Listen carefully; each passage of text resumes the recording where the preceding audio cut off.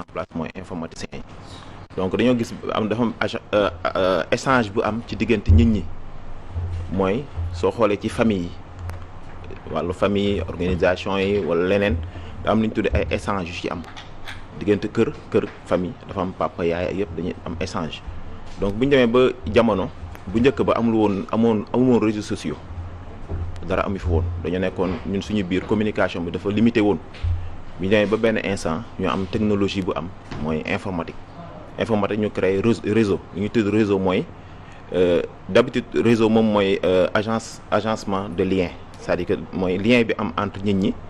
wala entre organisation yi ak lien boo xam ne regroupement bi am boo xamante ne nit ñi dañ koy def benn réseau famille yi collègues yi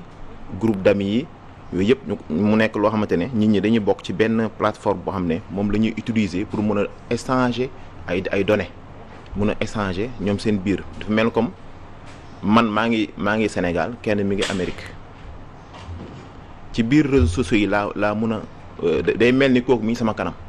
si côté échange bi échange de données yi ñuy def donc loolu la ñuy tudd réseaux sociaux donc si biir réseaux sociaux yi je crois Sénégal am nañu ci xam bëriwul comme Facebook comme Twitter comme YouTube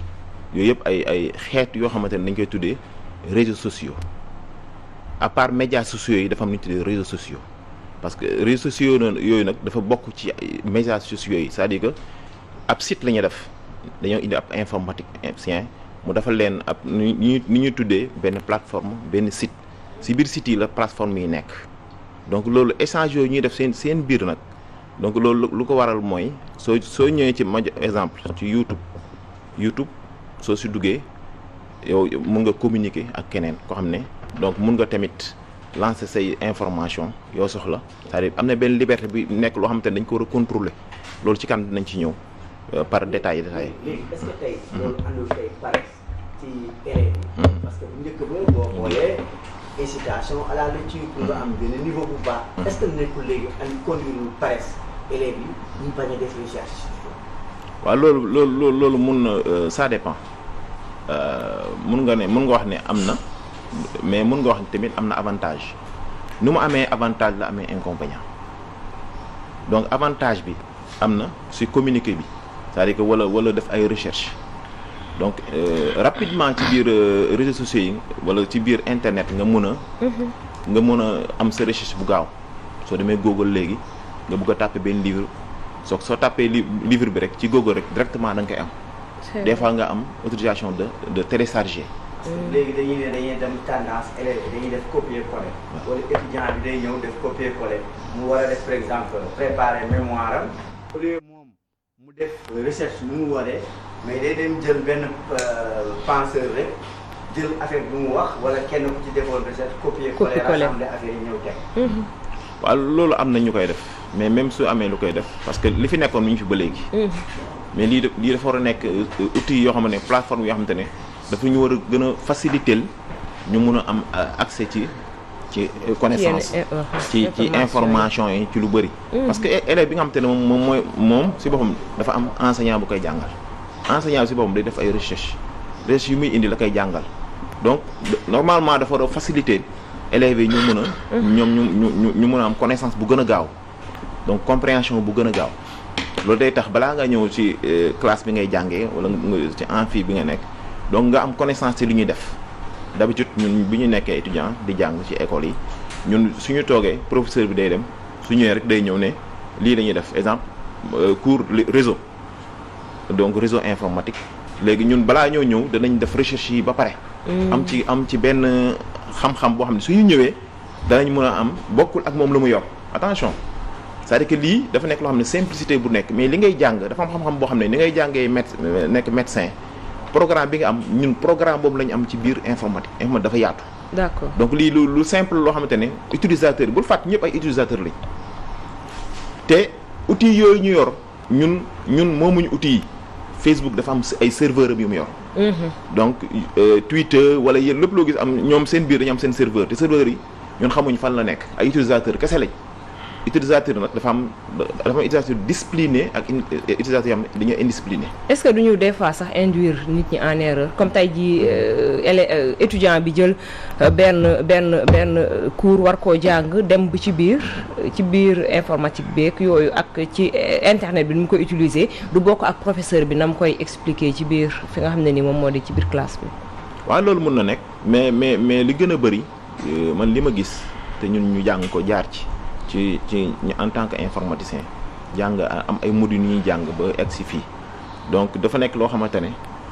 étudiant bi ci boppam soo gisee ñu gën ko yaatal mooy mu am ay recherche avant muy ñëw loolu moo tax ñu faciliter réseaux sociaux yi. d'accord ñu faciliter médias sociaux yi ñu faciliter soo gisee Google même léegi Google olof la am na soo duggee am na langue yëpp ci am olof ak lépp tout pour nit ñi mën a gëstu avant ñuy ñëw ci école yi donc dafa war a nekk li yombal xale yi ñu mën a def ay recherche mooy li ngay wax ñu mën a def si lu tax nag li fa nekkoon mi ngi fi mooy ñuy lire ñuy def lépp mais du tax tamit ak internet bi da lay gën a faciliter nga mën a lire parce que man mii tey su ma ubbee benn livre ci internet bi moo ma gën a yombal ma dem wuti livre bi donc temps boobu mooy perte léegi adduna bi amatuñ temps di perdre temps bu ñu perdre amatul nit ñi dañoo war a gën a lépp soo gisee ñu teg informatique fii pour nit ñi mun a gaaw adduna bi dafa développé ba nga xamante ne temps amatul bu ñuy yàq donc loolu moo indi waaw man li may laajte mooy est-ce que yéen li ngeen di def ce n'est pas finalement juste pour l'enseignement, la consommation que de la créativité. waaw loolu la gën a c'est-à-dire soo xoolee en fait dafa la war a li nga en tant que informaticien balaa ngaa nekk informaticien connaissance bi professeur bi ñëw indi mooy li kiy wax sànq mooy recherche moom professeur dafa dem ay recherche am ñëw ba mu ñëwee indi ay recherche am di ñuy jàngal ñun balaa loolu am na lu ñu jox loo xam te ne dañ koy gëstu ji comme moom suñu gëstoo suñu ñëwee li ci gën a bëri loolu ñuy gëstu ñun danañu am benn aperçu ci li muy wax donc loolu de normalement dafa war a gën a faciliter suñu connaissance dafa war a gën a tax. mais loolu c'est de la consommation. Ce n'est pas de la créativité. waaw c'est ça c'est de la consommation mais prof bi c'est-à-dire que en général soo xoolee li gën a bëri ci ñun ni ñuy jàngalee ci école yi professeurs yi gën a bëri balaa ñoo jox cours yi dañuy dem def ay gëstu dañuy gëstu. c'est vrai dañuy gëstu ci programme bien que état bi dina teg ab programme bi mu fi teg programme bu la ñuy topp mais nit ki balaa ngaa jàngale da nga dem defi yeneen. parce que créativité bi dafa doy waar ma jox la exemple. moo tax man la ñun ay utilisateurs lañ. consommateur plus simple. c'est ça du ci gën a bëri mais tey man su ma amee benn plateforme bu ma teg bu nekkul YouTube mu tuddee ko neneen plateforme bu ma teg ko fi développer benn logiciel bu fàtte ne avant utilisateur bi di jot kii bi y a l'informaticien bu fa jaar donc y a les techniciens les ingénieurs yoo xam ne dañoo mettre en place un réseau le réseau lan la réseau mooy lan ay fil la. ay fil yoo def la fil yoo xam ne da nga ci boole waaw ay fil optique wala ay onde yoo xam te ne ma jox la exemple sa portable bi nga yor portable bi ma yor man su ma la woon tey mais c'est pas normal du norme yoon bi du yow rek laa war a jot déedéet am na benn gateway bi nekk foofu serveur bi nekk foofu si opérateur bu fàtte dafa am ay opérateur yi fi nekk opérateurs yi ñoom ñoo ñuy jaay seen i mbir opérateur fan lañ ko jëlee waaw télémarketing fan lañ jëlee loolu opérateurs yi donc léegi da ngay xool mais ci ñan lañ ko jëlee mooy ñu nekk en Europe exemple ñi nga xam te ñoom moom seen i serveur donc ñoom ñooy jaay tey Facebook dafa yor ay données yow sa données fan la jëm xam nga sa données fu mu jëm chaque jour ñu ngi échange de données ana données yi question laa laaj ana données yi. non données yi ci base de données kii bi opérateur bi ngay utiliser wala réseau social bi ngay utiliser moom moo yore les bases de données. opérateur bi sax yorul loolu parce que lu gën a bëri opérateur bi daf la faciliter pour nga mën a accès. opérateur da la faciliter pour nga mën a accès mais plateforme bi ko defar c'est-à-dire que YouTube dafa am ay serveur am Google dafa am ay serveur am donc données yooyu foofu la jëm direct. ci serveur tey waaw tey soo xoolee suñu demee ba cybercriminalité suñu bëggee jàpp nit nu ñuy def mais données yi ngay envoyé lan lay jàppee parce que données yi dafa nekk ci benn serveur tey su ma la envoyé benn kii wala ma saaga ci biir Facebook wala yeneen la nga defe ne da nga defe ne état bi day ñëw rek ci sa portable sama portable non parce que daa am fu mu jaar balaa moo ñëw ci yow. d'accord léegi données yooyu nag fa la nekk données yooyu la ñuy dem ci source bi xam ne yow lii nga fay wax wala yooyu ñu mun la poursuivre. waaw mais loolu am na tamit application yoo xam ne mën nga ko installer pour ñu bañ laa localiser ah. waaw même application. voilà xam nga sécurité à 100% amul. sécurité à 100% amul même fii sax amul sécurité à 100%. mais fiabilité à 100% aussi amul. waaw fiabilité à 100% amul. mais waaw. ok tey si Khoudoss léegi tey danger bi lan la inconvénient utilisation informatique surtout ci ndaw ñi. inconvénient parce que ñuy gis ay affaire yu doy waar. surtout ci xale yi parents yi war a mën a def vraiment pour éviter que xale yi utiliser loolu. ba pare ci fàttali léegi dañuy obligé école yi da ngay fay informatique pour sa doom léegi dañ koy obligé ci kii dañuy bañ ba dañ la koy defal ci seen fiche yi ñu lay jox da ngay fay informatique soog a mën a xale bi mën a accéder ci biir école surtout école publique yi. mais loolu baax nga fay ñu jàngal ko loolu du baax. mais juste précision en tout cas benn parent bu ñu fayloo pour informatique na parent bi dem ci école bi xool ndax am na ordinateur. surtout parce que aussi dañu lay defal yenn ci fichier te dara du nekk ci école bi. dëgg du nekk dëgg. c'est vrai c'est vrai wala ñu am ñetti ordinateur di ci taxale ci 100 élèves moo ko war a organiser nu mu organiser jàng bi am programme mu teg dañu war a am programme informatique boo xamante ne dañ ko war a installer ci dëkk bi. dugal ko ci école yi former ni ñu tuddee professeurs yi c'est-à-dire ñi nga xamante ne ñoo jàngal xale yi. former leen ci benn programme boo xam ne dañ koy teg programme nag programme buy jëriñ la. ba xale bi dañ ko mën a contrôler bul fàtte xale bi sans informatique ñun bu njëkk ba suñu ñëwoon doon jàng peñe wuñ sax dañuy dóor donc loolu léegi amatul enseignants yi. donc amatuñu mainmise ci xale yi. parce que xale boo fi doon jàngal li ñu tuddee c'est-à-dire xale boo xam ne boo doon yar par malheur nga dóor ko mu gaañu suba yow dañ lay tëj ci kaso bi. loolu moom je crois loi yi la ñu war a xoolaat parce que ñun bu njëkk ba ñun suñ am yam sañ ñu ko def suñu kanam élève maître wala professeur loolu sañ ñu ko woon. mais liberté bi fi am c'est-à-dire que informatique bi dañ ko boyal rek fekk déedéet dafa am dañ ko war a normaliser dañ ko war a normaliser ci kër yi ci soo xoolee jigéen nit ki ngay dajeek fii léegi mu filmé la dem dugal ci Facebook. yooyu yëgoo ko sax. mais loolu danger la danger bu mag la gis nañ ñoo xam ne dañ leen filmé ci lañ leen jàppee tëj ci kaso bi. te yooyu ay erreurs yoo xamante ne mi ngi fi ci dëkk bi. ñu war ko dindi. intimidation yi harcèlement yëpp mi ngi fi ci internet yi. yooyu yëpp ci la bokk. donc site pornographique yi grave pédophilie yi. parce que lu war loolu parents yi ils sont responsables. les professeurs sont responsables l'État est responsable de ça. l'État est responsable. État dafa war a éduquer population. État warut a boyal population bàyyi ku mu neex dugg ku mu neex def loola neex déedéet dañ ko war a régulariser. ñu teg fi ay outils yoo xamante ne ñooy tax nit ñi seen bopp ñu mën a am ñam sax duñ ko sañ. mais parents yi nan lañ mën a contrôler parce que léegi dañuy gis ne au-delà de peut-être xam nga tamit léegi avec le développement téléphone yi tu as accès au réseau. Contrairement à avant où il y avait branchement la courant fa mu toog benn maamu ak yooyu léegi ak téléphone tu peux tout faire tey nan lañu war a contrôler xale parce que tey. ce que l'on voit c'est un désordre quoi. waaw yenn parents yi xamuñu jëndal nañ seen doom téléphone mais xamuñu sax ñu ciy def. waaw mais yow mii di éduquer sa doom ba nga xam da nga ko contrôler génnul kër gi wala nga xam fan lay jëm suy jàngi nga woote xool fan ci lan la nekk soo demee ba jox ko ab portable li ñuy wax ab téléphone wala nga jox ko ak portable yow loo ñàkk xam-xam war nga xam ne lii waxuma loolu sax xam nga tey su ma la joxoon ab portable ordinateur portable amul internet mënoo def dara. xanaa nga dem télécharge yi mais su nekkee dama la jox dafa internet dafa am ay nu ñu tuddee ay outils ki wax na ko sànq outils yoo xamante ne moo lay permettre comme contrôle parental am na ci YouTube am na contrôle parental yet lu bëri am na contrôle parental soo ko mën nga wut benn informaticien woo ko ma jox la exemple soo ñëwee iPhone la moo ko gën a sécuriser iPhone tey su ma la joxee man mën naa jël ñett iPhone jox ko sama doom sama ñëpp iPhone mais day fekk am naa seen cloud. dañ tuddee cloud dama koy sécuriser ba nga xamante ne luñ ci mun def naa ko xam luñ ci mun def dama koy xam. dem ti jiwaat ay cloud boppam te yow doo ko xam. non mënu ko ay cloud soo xasee ubbi keneen mën ko ubbi waat xanaa nga yàq portable wala nga même soo ko réinitialiser mënoo ko réinitialiser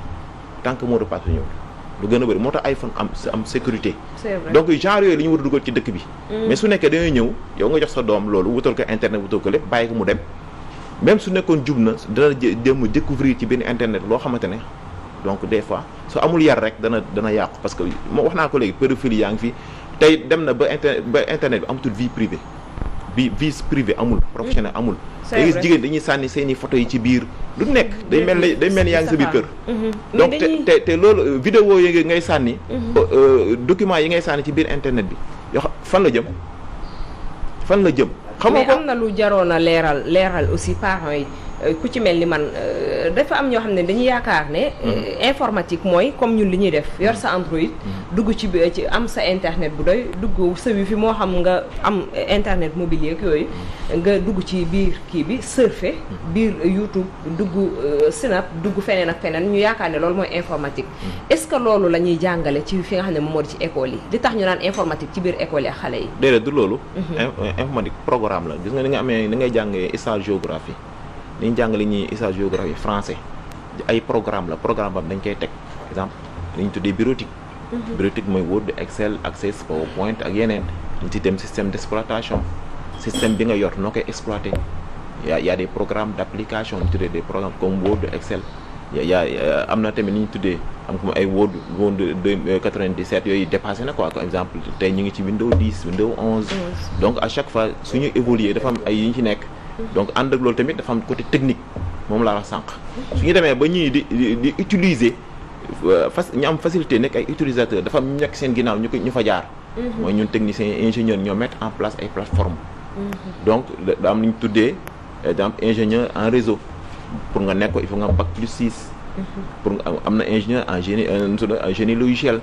donc ñoom ñooy defar plateforme yi ñoom ñooy développer logiciel yi yëpp tout loolu lépp mi ngi fi donc xam-xam la boo xam ne da nga koy jàng ba egg fi nga war a egg dafa yaatu géej la géej moo tax jar naa leeral géej la dafa yaatu xale bu naan la yaay bu ma inscrire informatique ci école bi jënd ma téléphone rek ma yor soo ma jëndalee téléphone lépp loo xam ne nii war naa koo xam mën naa koo xam sama téléphone parce que am na ci xale yoo xam ne noonu la ñuy dóoree seen parents yi que jëndal ma téléphone soo ma jëndalee benn Android jarul nga may inscrire ci informatique ba alors que li ñuy jàngale ci informatique comme ni nga ko expliqué ak li nga xam ne ni moom la xale bi ut ci téléphone bi nekkul sax lu non bokkul du sorante na trop parce que gis nga am na ñu tuddee ingénieur de données kooku données rek mooy liggéeyam exemple tey ma jox la exemple mën naa ñëw ci benn banque boo xamante ne ay données dafa réer exemple tey machine bi crypté mu dugal mot de passe yi mu dugal mot de passe am xamatu ko donc am ñam ne seen spécialiste loolu la man mun naa ñëw su ma ñëwee am na outil yam su ma ko amee comme on track wala outil yam mun naa ko am ba génnee données yooyu yëpp donc ba contourner mot de passe bi kon def lépp génnee données yi ñëw tegal la ko donc domaine dafa bëri kon nit ñi noonu la ñuy def pour sàcc ci banque yi. waaw mooy cybercriminalité yi c'est-à-dire cybercriminalité yi ñu gën a bëri soo xoolee bu njëkk ba dafa am ay cyber yi soo xoolee xaw na wàññeeku sax waaw cyber café yi fi amoon nit ñi dañuy ñëw connecté wu parce que suñu connecté woo xamuñu dafa am lu ñu tuddee connexion automatique donc dañ koy coché exemple man su ma ñëwee nekk ab woyu ñëw naa si super damay ñëw su ma ñëwee ci machine bi su ma fa duggee su ma connecté woo damay bàyyi kii boobu nga xam ne yow soo duggee ci sa page web sa compte bul fàtte ne lépp c'est-à-dire soo internet pour nga am YouTube il faut nga am compte il faut nga inscrire bul fàtte ne ñun ñëpp dañoo identifier képp ku am YouTube wala loo mënta am plateforme boo am tu es identifié avant parce que serveur bi ngay identifié bu fàtte yow nee naa sànq utilisateur boobu nga am nag daam fooy connecté woo dafa am ñoo xam ne ñoo lay ubbil sa compte sa tudd benn page bi nga moom bi nga xamante ne ci ngay benn plage boo xamante ne fa nga nekk donc moom mooy tax nga mën a accéder ci keneen ko xam ne am na plage am léegi ñoom nag serveur bi nag moo leen di boole yéen ñaar comprendre nga moo leen ba yéen ñaar mais loolu mooy loo xamante ne yéen moom ngeen di gis mais invisible bi gisoo leen ko am na doon ko gis d'accord waaw léegi nag dafa am benn affaire boo xam ne mooy moom laa sànq il faut parents yi jël seen nit ku nekk am nga ni ñu koy tuddee sax sa responsabilité c'est vrai waaw état bi dafa jël responsabilité am parents yi jël seen responsabilité professeurs yi jox seen responsabilité ak ñi nga xamante ne ñooy censeurs yi ça dépend wala principal yi wala secrétaire général yi ça dépend ki nga xamante ne moom moo yor école yi. ni muy jël responsabilité am di teg mbir mi ci yoon ci école yi mu teg ko ci côté informatique bi loolu day waral ay ñu def fi ay séminaire def fi ay forum sensibiliser nit ñi ci bon bi nekk ci biir mais su nekkee da nga jël benn outil boo xam ne nit xamu ci dara nga boyal ko rek moom mun na def lu ko neex parce que xamu ci dara. dëgg la. ay ignorant ñoo fi ëpp lu gën a bëri. yàlla na yàlla baal mais bëgguma ko wax. ci côté informatique la daal. surtout quoi pour dëggal ko da ngay gis ay parents yoo xam ne dañuy def leen a jàpp seen doom yi. leen statut. c'est ça di exposer seen doom seen vie privée sax léegi. amatul mën nañu ne Facebook la. c'est ça wala ay statut ak yooyu. da dem ba nga xam ne un jour dañuy jékki-jékki seen doom manipuler seen portable. fekk manipuler boobu def na jéey. après la ñuy rendre compte que seen doom def na jéey. kon vigilance bi war na am mais aussi communauté éducative suñu gisee ay xale yu yor portable. war nañ aussi professeur bi am nga responsabilité xool portable bi lan la. nga mun na tamit jël ay matuwaay parce que bu fekk ni élève bi day andi portable bi classe. di def manipulation yow xamuloo lan lay def ak à quelle fin loolu aussi lu jar seetaat la. même s'il faut sax man ce que je propose à ce que l'on interdise les portables aux heures de cours kenn bañ a yore portable s'il faut avant ngeen di dugg classe ku nekk dem teg fenn sa portable bu ñu wàccee ñu doog a dem jël récupérer portable parce que tamit c'est je trouve ça c'est da nga gis ay xale yoo xam ne en plein cours ñuy manipuler ay portable comme pour su dee professeur bee wax. non léeg-léeg professeur bi mën na wax loo xam ne dafay tey xale bi. mu dem internet vérifier ko loolu tamit dafa am de. loolu tamit dafa am. loolu moom am na. waaw mooy ñàkk pare gi ñàkk pare rek ci côté yëpp. parce que gis nañu ay xale. parce que professeur boo xam ne nii da ngay nekk di enseigner xale bi jàkkaarloo ak moom xale bi mën a tapé Google pour xool ndax li ngay wax dëgg la wala du dëgg. non c'est que ci informatique bi léegi yenn matières yi professeur amatul monopole de connaissance en fait. dafay am loo xam ne mën nga koo wax mais ki ngay jàngale am na possibilité aussi di découvrir loo xam ne xëy na yow sax xamoo ko parce que mënoo am monopole de connaissance ci fu ñu toll nii ci internet bi fu mu toll nii. c'est vrai parce que aussi c'est ça quoi ci yenn domaines yi. ça dépend ci domaine bi ngay jàngale parce que comme su nekkee domaine réseau ngay jàngale wala électronique ma jox exemple domaine bu mënut a jàngale dafa am loo xamante ne programme la boo xam ne ñun dañ kaa jàngi. am na ñoo xamante ne maa ngi nuyu au passage sama benn professeur boo xam ne moom États-Unis la jàngee ak Russie. ñooñu ay borom xam-xam lañu ay mag lañu presque am nañu 71 ans wala lu ëpp. jàngale université nekk ay prof d'université nekk fu nekk donc ñooñu dañoo jàngi mais nag ça passe vite c'est-à-dire que affaire bi moo gaaw c'est-à-dire que man mii li ma jàngoon informatique tey soo ñëwee leneen lañuy jàngaat mais il faut mais dafa am base nag bu ci am. base boo xam ne dafa dëgër këj. base soo ko xasee am yu bëri day kii nii rek. parce que soo xoolee ñu dañuy consommer fi ñu toll nii ay consommateurs lañ mais li fi génnoon kii presque moo fa nekk ay COBOL ak Pascal ak mais soo xoolee soo dem ba ca biir DOS ak yeneen ba léegi mi ngi fi DOS mi ngi fi mais dañ ko gën a di nëbb di génnee loo xamante ne parce que monde capitaliste lañ nekk bul fàtte ñu ko defar dañ ko def pour jaay waaw pour jaay en même temps tamit maîtriser monde bi c'est-à-dire maîtriser bul fàtte suñu réseau yi. dañoo téye yenn adresse yi yore yenn adresse yi à chaque fois mën na la espionner. danger bu mag la informatique danger bu mag la boo xamante ne mënul ñàkk nag jamono dem nañu ba jamono boo xam ne mënutul ñàkk mais danger bu mag la ci suñu dëkk yi moo tax suñu état yi war nañu moytu c'est-à-dire que moo tax lu gën a bëri soo xoolee état bi wut nañ seen data center wut seen kii yoo xamante ne dañuy épargner ci internet bi nga xamante ne information état bi du mën a accéder dem. parce que bu fàtte ay canal la ñuy indi. canal yooyu ñoo ñëw ñu indi seen i serveur donc installé ko donc léegi su nekkee dañoo dugal lépp ci internet bi donc information dem fu ko neex état bi day moytu côté yooyu. dañuy déglu sax ñu naan. tubaab yi dañuy pour contrôler le monde. comme tey jii boo duggoon ci Facebook. tey jii marque ma ko moom. mën na la expliquer coro fii la dëkkee lii lay def nee nañ boo amee doom sax ñoom xam nañ ne am nga doom puisque ci méthode de recherche bi ngay def ndax di nga xooli yére xale di nga xooli daal xale ci biir internet bi nee nañ boo demee ba am jëkkër sax mën nañu xam que kii actuellement dafa toll ci mu ngi ci sëy ak yooyu par rapport ak li ngay partager par rapport ak yenn donc nee nañ sa vie sax yow ñoom ñoo la koy gën a xam yow mi nga xam ne tey yaa ngi toog Sénégal bu ñu bëggoon a génn ci yow ay kii lépp la ñuy génn. mais loolu mooy tax vie privée amatul. c'est vie ça. privée bi nga amatul soo xoolee suñu biir kër yi suñu fa toogee soxna day yor portable kay yor portable kay yor portable. c'est vrai. communication moo war a am. mais loolu ñoom la wala si ñun la. non ñoo ñu ko tegal. non parce que fii non parce que ñun da ngay gis koo xam ne tey lay am doom photo ko balaa sax mbokk yi di ko yëg dugal ko ci internet bi mais loolu ñun ñoom yow kay boo jëlee nga dugal ba pare ñoom kay. non c'est-à-dire que suñu waxee mooy ñoom ñoo la ko facilité c'est-à-dire que bul fàtte ñun ay ignorant lañ pourtant wax naa la ko sànq nee naa la ñun ñii dañoo xamul danger bi li ñu yor danger la bien que nag am na ay avantages am na inconvénients am na ay solutions mais c'est-à-dire que il faut ñu am population bu disciplinée ñu xamal leen lu ñu yor mooy lan parce que soo xoolee portable léegi ñëpp a ko yor portable yow est-ce que mën nañ def journée boo xam ne sans portable dañ koy essayer journée sans portable non c'est vrai nañ essayer journée sans portable. ñu bari duñ ko kii journée sans internet ñëwul. Facebook dof na fi rek. ñun ñëpp katakay ni nga gis ko ñu commencé ak WhatsApp waaw. ndaka la ñuy yooyu yenn la rek mais pourtant Telegram mi ngi fi Telegram moo gën a utile que WhatsApp li nga mën a am utilisateur ci Telegram mënoo ko am ci WhatsApp ay 200 et quelque la wala yem. mais am na outils yoo xam ne ñi ngi fi mais ça dépend nit ki ni mu koy utiliser mais xale bi il est ignorant xamul dara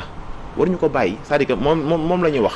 non du xale bi mais parent bi. maa ngi ñëw parent bi moom mooy jël photo xale bi di ko dugal ci internet bi xam nga wax naa parent bi ba pare responsabilité parent yu mu am. waaw donc su demee ba parent bi jël bàyyi amatul responsabilité soo xoolee suñu tey ni ñuy dundee responsabilité presque lu gën a bëri dañoo fiir suñu responsabilité ñun ñëpp ñu gën a bëri. yow da ngay xëy dem liggéey su soxna dem liggéey xale yi foo leen di bàyyi xamoo ci li ñu nekk c'est-à-dire que dafa am yu bëri yoo xamante ne moo ñu waroon ñun dañ ko bàyyi ñun balaa ñoo ñëw ci ay outils informatiques yeeg ak yeneen. xam lu ñu njëkk muy éducation de base. ñun dañoo yar ci éducation de base éducation de base boobu nag su demee ba dañ parce que boobu soo ñu amee éducation de base rek outils yi pour ñu utiliser ko day yomb si ñun boobaa mais tubaab bi am na yu bëri duñ ko bàyyi seen doom de parce que xam nañ ko. ñoom ñoo ko créé. c'est vrai mais pour loolu lépp mooy monde bi nekk benn plateforme boo xam te ne benn boo xam ne dañ koy maîtriser tey amul leen lu nëbb si dëkk bi wax naa ko sànq waa ji nga xam te ne day filmer waaye yow da ngay génn léegi benn waaye film def ci Facebook donc loolu tamit état bi da ci war a teg ay mesures yoo xam ne ay lois yoo xam ne ku ko def ñu daan non loi bi am na fi de buñ la filmer à ton insu da ngay porter plainte ñu daan ko parce que aussi yenn il faut aussi que nit ñi xam ko en fait film nañu benn waaye boo xamante ne fii ni ngi tëj ci kaso mi ngi si biir kaso bi mais est-ce que dañoo jàpp waaja ba nga noonu suñ ko jàppee war ñu ko parce que kee xamu ko ak ñi ko diffusé sérieusement am ak ñu ko diffusé média yi ñu ngi boo xam ne nii nee nañu ñëpp a ngi ci woon te kenn woowu leen ba tey jii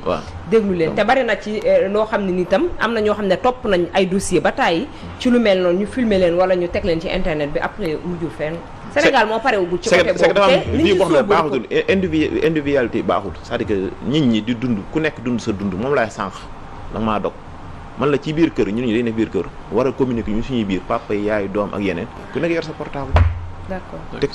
te xamoo lan lay def parce que xale bi dugal nga ko internet c'est-à-dire danger nga ko dugal yow surveiller ko du nga internet mi ngi ci YouTube bi papa jox ma YouTube da ngay bañ mu mer fekk yaa ngi yàq sa doom. loolu moo fi am suñu tablette yeeg suñu portable yi loolu la te xamuñu ko te xamuñu ne danger bu mag am na nag njëriñ nag ci koo xam ne xam na ko. waaw waxtu bi daf ñu looy wax parents yi ci affaire bi. waaw ñun parents yi ñu jël suñu responsabilité ci réseaux sociaux yi donc avant loolu sax am na responsabilité am ne yàlla moo ñu ko teg. donc ñun ñëpp ñu mën a xam ne suñu doom yi ñooy suñu avenir. te tamit responsabilité yooyu ñu xool ci par rapport ak ñu xool inconvénients yi parce que bu xool rek avantage say doom mais xool inconvénients yi ba nga xam te ne di nga ko mën a moytuloo li nga xam te ne moo koy yàq tey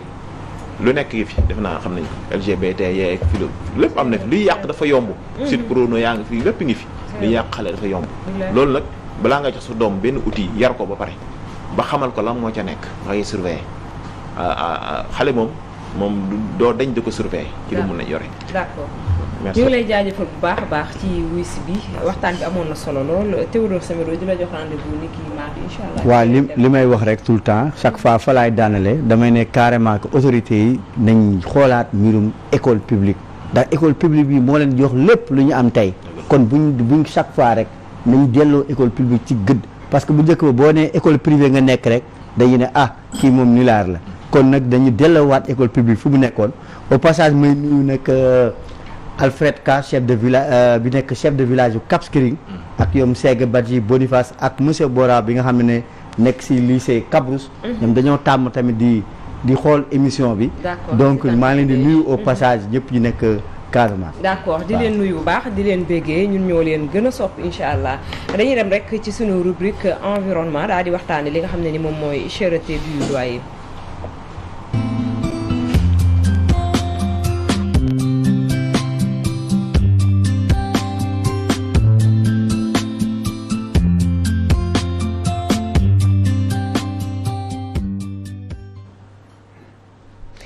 comme ni ñu ko xamee ñu fas yéene waxtaane li nga xam ne ni moom mooy fayu location bu metti bi waaw Coro xam nga ni ci informatique bi bu ñu fa jógee rek informatique bi bokk na ci li ko gën a cheral ndax léegi ci en ligne lañ koy def kenn ku ne da ngay yore sa plateforme après ngay annoncé sa koñ ke ne am nga lii am nga lii léegi waxaale sax amatul. dëgg la ci bokk na nag li nga xam ne moo ko gën a gàllankoor mooy li ñu waxee courtier virtuel yi. ñoom maintenant ce sont des courtiers virtuels. rawatina ñu nga xam ne itam ñu ngi toog ci grand place bi boole ci itam ay yenn dogal yi nga xam ne moom la état du Sénégal jël atum 2014 ne. ni nu gisee location bi faw ñu wàññi ko waaye bu nu wootee loi bi ba léegi Abdel Sy est-ce que ci lañ doon xaar ci wàllum wàññi am na. jërëjëf bon li ñu doon xaar ci wàllum wàññi bi ñu voté location bi ak léegi bon 2014 la ñuy voté woon loi bi mais après gars yi doxal nañ benn 6 mois yoon. après delluwaat ci li nga xamante ni moom la ñu nekkoon te ni ñu ci delloo mooy dañu xëy da ngay xëy suba nekk ci sa kër ñu ñëw ni la damay réfectionner wala dama soxla sama kër dama siy dëkkal sama njaboot nga génn ñu peinture delloowaat prix bi fi mu nekk aj ko gën ko aj te li ko gën a te sénégalais moom bon population Dakar actuellement nii ñi ngi ci 3,7 millions 56% wu habitants wu capitale bi yëpp ay locataires lañu donc à chaque fois da ngay soxla foo dëkk bu sa morom génnee rek à tout moment buñ la proposer loo xamante ni da nga ñàkk pexe da nga war a dugal sa njaboot mënuloo ci dara donc nooteel la boo xamante ni tey jii ñi ngi koy teg ci askan bi loo xamante ni bëgg nañu nguur bi. dimbali ñu ci daal parce que 2014 ba léegi affaire yi dafa doy waar. 2014 d'ailleurs ba léegi saa su ne Macky Sall njiitum réew bu Sénégal di ko fàttali. 28 septembre 2016 moom dañ ne woon mise en œuvre de la baisse jeu de mots yi déglu leen 30 octobre 2019 mu ne intensification des actions de régulation des loyers. mu ñëw 28 octobre bi mujj bi mu naan mesure d'urgence. Cela veut dire que depuis 2019 saa su ne bu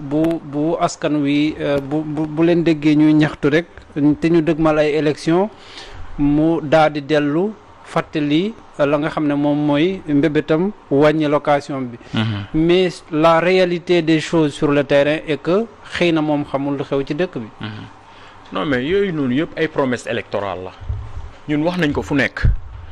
yuuxu nañ ko fu nekk mais à chaque fois bu élection amee rek dañuy jiital waxu location parce que xam nañ ni moom mooy li ñor sénégalais yi mais à chaque fois élection bu jibee rek dañuy jiital waxu location bi mais nag buñ ko bu xas loi bu am la ba pare loi yi ci bëri fii Sénégal ñu ngi koy respecté mais pourquoi pas bu location bi lan moo tax duñ ko respecté boo tegee loi bi dafa war a am suivi boo tegee loi bi dafa war a am suivi tegal ñoo xamante ni tey jii dañuy féetee njaaxaanaay nekk ci wàllu taxaw di jàppale locataire bi di jàppale bailleur bi ku si nekk tegu si yoon mais bu fekkee ni da nga teg loi amul suivi ba pare bailleur bi sénégalais yi nekk di def lu leen neex ci yoon boobu te à chaque fois bu élection jotee wala nga am loo bëgg ci réew mi rek jiital affaire bi ñëw taxaw naan damay wàññi damay liiw ak nañu kii ak non sénégalais yi dañu sonn si dóor yooyu. mais Abdel est-ce que amul benn est-ce que ñoom ñi nga xam ne ñoom ñooy def loi seen bopp yenn autorités yi. ñoom moom immeuble yu bakkanee yi si Dakar autorité politique yooyu. ñoom est-ce que ñoom tey nangu nañ publiquement ñu taxaw benn débat ñu laaj leen sa kër gi ñaata nga koy loué appartement bi ñaata nga koy loué def naa kenn du ko ci nangu. te ñu pourtant ñoom moom immeuble yëpp centre ville. soo ko wëree te en plus gisoon nañ benn affaire boo xam ne dafa am ñoom am nañ facilité accès kër. ak société li amoon temps yooyu société nationale de recouvrement ñu xëy yenn kër yi ñoom bu ñu ko recensé ci régime socialiste. ñenn ñu bëri arrangé wu def genre 20 ans. 30 ans pour fay kër. mooy temps yi Ablaye Wade doon attaqué Moustapha Niasse ba mu ne su bëggee sax këram bi mu delloo ko parce que mu ne régime socialiste dañoo arrangante yenn kër yi yu bëri ñu koy fay moindre kii alors que baadoolo bi nga xam ne mën na liggéey 40 ans. service dëkkam nekk fonctionnaire. parce que fonctionnaire boobu peut-être mooy contribuer pour xaalis am. ñoom ñu fay leen. amul kër. kon est-ce que du finalement amul contradiction entre la parole et l'acte. mais bien sûr parce que tey jii immeuble yu bëri yi ngay gis boo duggee par exemple biir ville bu ko ñi nekk ci gouvernement bi buñ ko moomul. naar yi ñoo ko moom. te tey jii yow ki nga bokkal mënuloo am ci moom yërmande loolu moom mooy waral tey jii location bi di metti te ñi ngi ciy dox di ci wax depuis boobu mais. saafara amu ci ba tey te yaakaar ñu mu gaaw ci am parce que comme li nga wax la rek man li ma moom sama intérêt rek laa ciy xool dañu ko waxaat ko waxati ko location bi dafa metti ci sénégalais yi bu weesoo loolu booy seet tey étranger yi ñoo gën a yokk location bi dem nañ ba ci borom kër yi dañu privilégier étranger yi que sénégalais yi et pourtant da ngay nekk sénégalais. juddoo fi yaroo fi màggee fi di fi xëy di fay impôt mais da ngay am problème foo dugal sa njaboot. et ça favorise l'insécurité parce que cybercriminalité gisoon nañ fi mbaaw ay Nigérians yi ñu jàppoon pendant presque 2 ans waa koñ bi xamuñu li ñuy liggéey kenn xamul li ñuy def dugg génn ñoonu ñuy def nekk nag ñoom ñi ngi nekk ci maanaam ay affaire faux billets lu nekk lañ nekk. gendarmerie bi mu fay wàcc lu mu fa saisir ci matériel kenn xamul nu mu ci loolu rek la ñu nekkee ci appartement yi. boo duggee seen biir appartement yi doo fa fekk lu dul mer gàddu benn télé. ay ordinateur wifi. c'est vrai. ay malfaiteurs lañ. léegi yow da ngay préférer jox kooku. mais kooku ki nga xamante ni nekkeewul lu jub mais loo ko wax ci prix da kay fay tey. dëgg la. am na loo xamante ni tey bu fekkee ni par exemple 2 chambres salon ñu war ci fay benn 100 000 francs ñàkk bi ngeen baal ma ci kii. ñàkk bi ñëw taxaw boo ko fayee ko 200 wala 250 000 francs da kay fay ah. c'est vrai. boo ko fayee ko 200 wala 250 000 francs da kay fay loolu moom moo waral tey jii borom kër yu bëri tey jii boo leen waxee étranger annonce yi ngay am yëpp. dañ la naan étranger rek laay jël. dañ la naan étranger rek laay jël. donc loolu problème la. mais problème bi aussi yenn association yi. ndax bu nu waxut négociation ak état kenn du leen dégg. bëri na ay locataires yoo xam ne xamuñu sax que ne association yi défendre locataires yi am na. quelque part yéen itam complice état ngeen. non duñu complice état parce que ñun tey jii même bu fekkee ni am na ci ñun ñoo xamante ni fay ñu location am nga frère. wala sœur. wala. xameel boo xamante ni tey jii location bi mi ngi koy rey. waaw. ñu bëri ñi ngi xeex cause bi te fayuñu location. dëgg la c'est vrai. donc mënuñu nekk complice état donc léegi nag li jëm ci li nga xamante ni ñun suñu association bi. bon ñun tooguñu rek xaar état parce que ubbi nañu agence bu fekkee ni du ma def publicité UMOSUR donc léegi agence bi moom bon dafay jéem a assainir secteur bi pour mën a dimbali sénégalais yi lu ci bëri bon léegi dañu mettre en place tey jii ñi ngi liggéey ak ay bailleurs di mën di am ay produits ba nga xamante ni 2 mois la ñuy laaj client bi bu ñëwee. ak frais d'agence parce que dafa am ñu bëri ñoo xam ne dañ nekk ci agence bi bàyyi seen lépp. ñoo di liggéey ci agence bi. ci agence bi. am na loo xamante ni loolu mooy 3 mois rek. non du non du 3 mois parce que tey courtier bi toog non xaaral ma expliquer la. waaw du 3 mois parce que tey courtier bi nga xam ne dafa toog ci boppu koñ bi boo ñëwee tey nga yor sa kër borom kër gi 2 mois la lay laaj courtier yi léegi 3 mois sax laaj. 4 mois lañuy 4 mois man ma kenn koo xam ne daf mu nekk 4 mois. bu mu nekk 4 mois ma ne ko na bàyyi 100 000 francs lañ la koy joxe. yow borom kër bi bailleur bi nga laaj ma 200 000 francs man courtier bi ma dem toog ci bopp koñ bi di fa laaj 400 000 francs mais loolu c'est inadmissible. mais ñoom ñooy arnaqueurs yu mag yi. mais yaa bu ñu la laajee 4 mois dañuy jox borom kër gi 3 mois ñoom ñooy jël le 4e mois. non borom kër yi su bëri 2 mois la ñuy jël. 2 mois la ñuy jël. 2 mois la ñuy jël ñoom ñooy. laaj yeneen 2 mois pour ñoom pour seen poche parce que dañuy nekk ay 3 wala 4 personnes yoo xamante ne ñooy bokk produit bi te ku si nekk da nga siy bëgg a gis sa bopp mais tey jii boo demee si agence bi par exemple ñu joxee la appartement bi 100 000 francs borom kër gi dafay laaj 2 mois mais nga joxe frais d'agence 15 000 francs la ak lan moo la gënal tey jii nga dem fële di joxe xanaa seen agence mais y a des agences yoo xam ne nii 3 mois la ñuy laaj. waaw ci 3 mois yi. dañ naan la borom kër gi moom 2 mois yi. ñoom agence bi ci boppam ñoom moom 1 mois bi ci des. d'accord mais agence bi. ci 3 mois. agence bi dañu ko teg pour dimbali sénégalais yi. mais est-ce que agence boobu ngeen di wax noonu ni mu yombee noonu pour dimbali sénégalais est-ce que yéen a am ay bailleurs aussi est-ce que bailleurs yi nangu nañ leen a jox bopp pour de leen jox ay. produits non am nañ groupe bailleur boo xamante ni tey jii ñooñu dañu raisonnable parce que bailleurs yi amuñu ci problème ñoom 2 mois lañ lay laaj mënuloo. mais ak prix bi ñu lay taxé ci 2 mois aussi bokkul ak loo xam ne benn courtier ci koñ bi moom moo la koy laaj le plus souvent bailleur fi nga courtier bi di joxe chambre 50 000 francs bailleur bi bu ñëwee 60 000 francs la koy def. c'est ça aussi boo calculer la différence. d'accord man ci li ngay wax nii. je côté location bi. je crois dafa amul organisation. état bi dafa libéraliser loolu parce que soo xoolee état bi dafa génne lan décret moom ay arrêté yi je crois zone bu nekk am na prix bi ñu ko kii bi ñu ko évaluer bi ñu ko évaluer léegi loolu nag dafa amul application c'est-à-dire que loolu man balaa maa ñëw ci ñi photo état la ba pare état bi moom moo seetaan population bi c'est vrai état bi moo seetaan population bi donc état bi su organisé woon tey soo demoon Europe tamit tey dañoo organiser loolu parce que lépp loo gis organisation la laaj mais su ne ba bàyyi nit ñi ku nekk daf loola neex donc kii fay luwaas mooy sonn ñun ñëpp jaar nañ ci location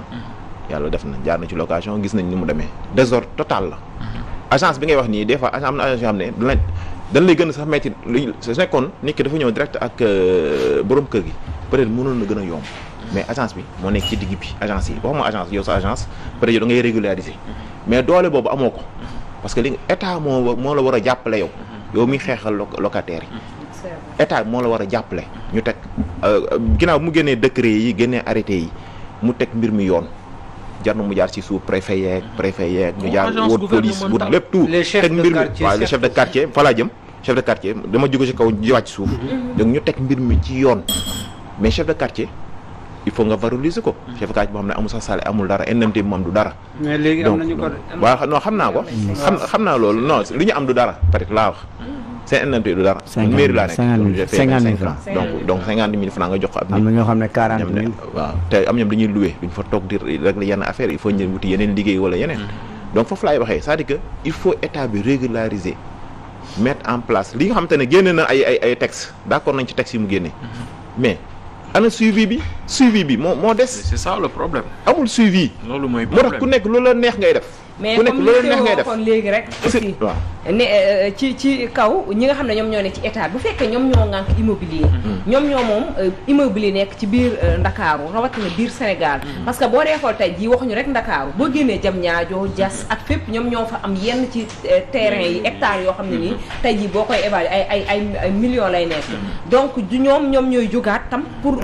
régulier ko. comme ni ko tonton wax pour régulier waat li nga xam ne moom moo di secteur bi aussi. waaw mais loolu noonu ñoom mënuñu ci dara parce que ñun la concerné ñun la concerné ñun sénégalais yi. d'accord. li nga xamante ni tey jii le président Macky Sall génnee na ko ci ay loi c'est à respecter bi ñu ko defee 6 premiers mois yi sénégalais yëpp dañu kontaan. parce que ku si nekk yëg nga ci sa bopp gis nga ci sa bopp.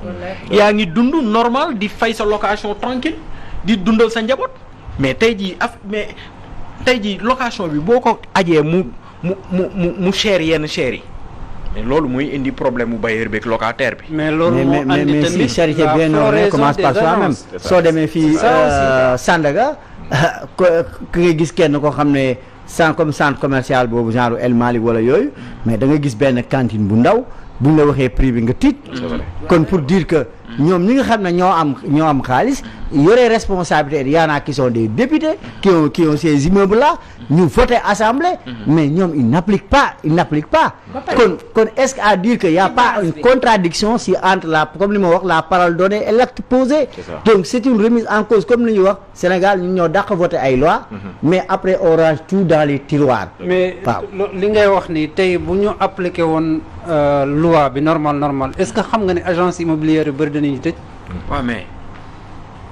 mu doon arrangement wu sénégalais yi. waaw loolu la xamante ni tey parce que bi agence yi commencé di bëri. waaw bi location bi commencé di cher nekk benn marché boo xam ne ku ci dugg daanaka mën ngaa gaaw a tekki parce que en réalité immobilier li ngay dépenser lu bëri en fait. Ça veut dire que loo am dafay gën a gaaw a multiplier wu. quelque part aussi parce que su doon par exemple te woo xam na ne su demee ci agence su Abdel Sy moo gën a yomb fuuf que mu gis un courtier du quartier. En réalité du soxla di woote courtier day jaar directement ci agence ba. mais comme boo jaaree ci courtier ak boo demee agence ba. léeg-léeg sa agence ba conditions yi ñu lay tegal boo naree gën ci appartement bi dañ lay wax di naan bon frais de réfection même bu dee mosoo fa dajji benn pont ci biir néeg bi. foog ngay bàyyi sa kii bi di dem sa yoon. problème xam nga tamit quelque part moo tax ma wax la ni. est-ce que dina yomb que ni pour état mën a gaaw problème bu neex a régler la. parce que agence yi nekkuñu ci informel. agence yi nekkuñu ci informel dañoo am seen ay këyit am seen ay locaux. di fa xëy. donc loolu. boo tegee sa loi rek lu ñu war a appliquer la. ki nga xamante ni tey jii naqari naa gérer mooy ki nga xam ne dafa nekk ci informel mooy courtier arnaqueur yi ci bopp koñ bi. ñooñu ñoo neexul a gérer. waaw parce que y a conflit d'intérêt lu muy wax nii gis nga courtier da nga gis benn courtier rien que pour appâter la jox la nga jox ko avance ñu ñëw ubbil la kër nga xool ñu ne visité na fekk loué nañ ko ba pare de. nga jox leen frais de déplacement 2000 francs nga jox leen ñu lekk sa frais de déplacement lekk encore sa avance man gis naa ay courtiers yu bëri chaque fois dañuy jàppal ñu jël ba nga kii fekkate yoo li ñu lay wax ak li am du benn kon affaire bi secteur bi ci bopp dañ ko war a réguler régulation bi il revient à l'État de prendre ses responsabilités parce que mënoo voter mënoo def décret def ay arrêté def ay loi nga ñëw assemblée même chose muy am cela veut dire que yow yaa démissionné de ta fonction régalienne mais yaa war a suivi def suivi tey xoolal kër yi ñuy loué mu nekk ay état de délabrement avancé dans les communes nga xam ne kër yooyu à n'importe quel moment mën na effondré wu nit ñàkk ci ay bakkanam quelle est la responsabilité de l'État et pourtant il revient aux préfets qui sont les responsables les représentants de la protection civile de faire un suivi en collaboration avec les communes mais qu'est-ce qu'on fait? On vote des lois pour les mettre dans les tiroirs c'est ça le Sénégal. mais ci kaw loolu est-ce que amul base aussi parce que bu fekkente ne ay comme tey jii sénégalais lambda boo xam ne nii da ngaa bëggoon terrain ci benn milieu. nga bëgg koo tabax tey jii amoo yombalaluñ la ko pour nga dem tabaxi boobule terrain pour nga jënd ko tabax ko pour mën a dëkk ba mën a génne sa bopp ci loyer léegi dañuy gis ne ci kaw rek ci sommet bi rek ñenn ñi nga xam ne ñoom ñooy yëngatu wàllu immobilier ñoom ñooy jëndaat yenn ci immobilier ñoom ñooy xëccoowaat parce que léegi liggéey lañ ko def ñoom ñooy dem ci yenn bërëb yi jënd fa ay kër ngir tabax ko te buñ dee wax tabax tam lan moo koy tabax ciment fer ak leneen buñ dee yëngu ci wax ci wàllu économie te loolu lépp tam bu fekkente ne yombaluñ état yombalulu ko ñi nga xam ne ñoom ñoo di sénégalais yi est-ce que du loolu tam day yokk ci li nga xam ne ni moom moo di cherté loyer bi comme ni ñu koy waxee te loolu tam ci base bi la bu fekkente ne loolu yombul bailleur bi moom it mu def ci xaalis bu bari ndax en général dañ naan laan immobilier boo ciy yëngu da ngay dem ci banque ba nga lebi xaalis bu bari ngir ñëw jënd terrain jënd sa ciment ak sa suuf ñëw tabax te ci 10 ans war nga ci mën a fay banque bi pour nga fay 10 ans ci banque bi il faut nga louer appartement bi lii bu ñu la defalee ba nga def lépp ci ay këyit est-ce que loolu dina neex pour nga bàyyi li la war a yombal pour nga fay sa banque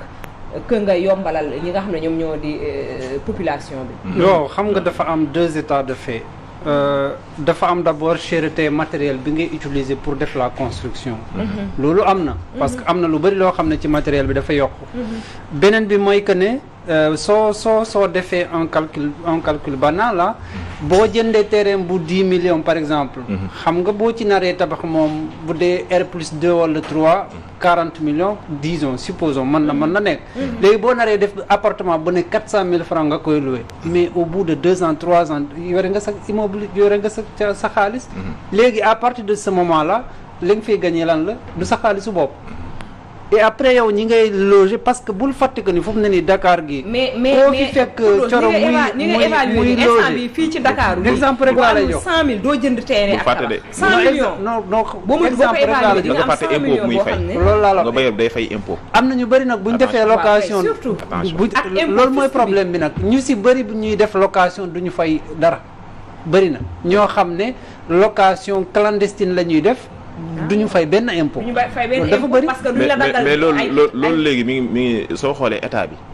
ñu ci gën a bëri léegi dañu fay impôt bul fàtte ne bi ñu defee acte 3 bi de la décentralisation mairie bi nekk da nga gën a jege sa gox parce que ville yi ñoo doon jël charge yi yëpp mais léegi commune bu nekk da nga joxe da nga jege sa gox sa gox boobu ngay jege nag day tax te encore ville yi ñoo doon fay agent yi léegi commune bu nekk yaay fay say agent moo tax yooyu yëpp léegi day yomb parce que léegi ñëppay fay léegi soo xoolee ñu gën a bëri dañuy fay parce que mënoo échappé soo échappé tamit dañ la teg ay pénalité ak yooyu moo tax loolu moo ak tamit cherté bi nga wax noonu xam nga loolu lépp mooy li grand bi wax sànq rek état bi moo war a def liggéeyam suivi yi parce que ñii lu ñu mun kii lu mu mënta xeex amul njëriñ parce que tey am ñam su leen lu mu mënta teg tant que état bi jàppale ko du dem donc état moo fayir li mu war a def moom moo war a teg ay mesures mooy li nga wax sànq teg ay mesures ci location bi. mais xam donc borom bailleurs yi tamit base bi daf fi nekk ba pare. non base bi nekk rek mais amul suivi. waaw d'accord mais amul suivi état. dafa war a am suivi. loolu noonu kenn waxatu ko. dafa war a am suivi. mais base bi tey daf fi nekk ba pare. mooy lan loi bi ñu dugal teg bes loolu rek base bi la mais tey jii dafa war a am suivi. ba nga xamante ne ñi nga xam ñoom ñoo séq secteur bi. ñu respecté loi bi. yow ban proposition de solution ngay def. suivi rek dafa war a am suivi dañu war a. solution dañu war a teg benn agence boo xamante ni tey jii moom mooy topp secteur bi. di ko régulariser bañ a par quartier féete njaaxaanaay bañ a nekk ci kaw. bailleur bi rek bàyyi locataire bi wala bañ nekk ci kaw locataire bàyyi bailleur bi. mais loolu est-ce que mais boo ko régulariser par quartier aussi. mën na indi problème. justement parce que niveau de construction yi bokkul. waaw mën na indi problème parce que tey par exemple bu fekkee da nga ni Point E da nga fay joxe par exemple benn 2 chambres salon à 300 000 francs am na ku ko mën fay am na ku ko mënul fay. léegi ki ko mënul fay tey jii dafay dem ci beneen quartier boo xamante ni tey jii moo gën a suufe te bu yàggee dina indi. foofu dina fees quoi non bu yàggee foofu comme par exemple. d'accord nga ni ñaari tali moo gën a moins cher que Point E. bu yàggee tey ji ñaari tali demande bi dina supérieur à l'offre. même si biir quartier bi li ma bëgg a wax mooy boo jëlee par exemple Grand Yoff mën nga am bâtiment boo xam ne kër goo xam ne peut-être construction bi demeewul noonu mais am koo xam ne peut-être il réunit toutes les conditions pour que nga dëkk foo xam ne lu adéquat la xam nga loolu tamit pour nga régulariser ko par quartier du yomb mais bon dëkkuwaay la rek léegi nag dafay aajow ci ki nga xamante ni moom moo ko yittewoo moom moo ko soxla man tey jii yow mën nga tabax sa kër boo xamante ni da nga si dépensé 300 millions kii tabax ci loo xam ne daf si dépensé 100 millions mais yoon dafa am mooy doxal réew bu fekkee ni état dafa nii sa 2 chambres salon ak 2 chambres salon na ngeen ko loué 100 000 francs zone bi non nañ ko loué 100 000 francs parce que yoon dafa am loolu moo waral ñuy tapp njiitu réew kër goo gis dafa am kilifa donc bu fekkee ni dañu nekk ci biir réew mi tamit ñuy teg ay loi bii ñuy respecté bii duñu respecté yéen sax locataire bi si xortu gerte da nga gis benn opérateur def leen jël kër gi loué ko hypothèque ko banque ñu nekk locataires yi xamuñu ko ñu xëy benn jour il ne respecte pas les échéances la police débarque avec un huissier il les dit déguerpissez vous allez sortir ñu ne la pourquoi ñu ne lii ak lii kër gi dañ ko hypothéqué donc pour dire que cette loi n'est pas du tout sécurisée ñu ngi nekk ci biir di louer mais ñi ngi ci xortu gerte kon l'État doit prendre ses responsabilités encore une fois on ne peut pas voter des lois pour les mettre dans les tiroirs loolu c'est pas normal fii dañoo tàmm on a les meilleures lois presque lépp la preuve tous nos pays tous les pays limitrophes là étaient là durant l'indépendance médecine fii lañ doon jàngee télécommunication fii lañ doon jàngee moi je me rappelle à l'école des PTT à Rufisque il y avait des gars du Niger il y avait beaucoup de notions fii lañ doon ñëwee di jàngee mais on vote des lois pourquoi pour les mettre dans les tiroirs si c'est ça ce n'est pas la peine te après chacun va créer oui président wàññi na location bi président li alors que ñi ñaa ngi bëgg a dee député yi ngir yàlla yéen ñi nga xam ne yéenay ne député du peuple ngir yàlla musuma gis benn député wàcc ci benn koñ laajte na askanam fii lan ñaata ngay fay luyaas xool kër gi jëm sax jël expert en bâtiment un expert immobilier pour évaluer est-ce que méngoo na kii lu muy fay gisuma gis benn député bu ko def je dis qui que ce soit je ne l'ai jamais vu kon nag arrêtez de nous servir des slogans nous avons besoin de solutions et la solution c'est appliquer la loi waaw parce que ñii dañoo sonn ci luyaas bi dafa seet parce que bu ñu la jëndee luyaas weer bi dee Sénégal bi nga xam ne salaire weer ak weer nii la toll bu ñu la dindee luyaas dee nga ba pare ci salaire yoo un tiers du salaire ah mais grand ci foofu laa bëgg a intervenir li nga wax lu am solo la peut-être yow yaa ngi xeex loo xamante ne amoo doole mais état lu mu bëgg a régler la ko état bi su jógee pour régler location bi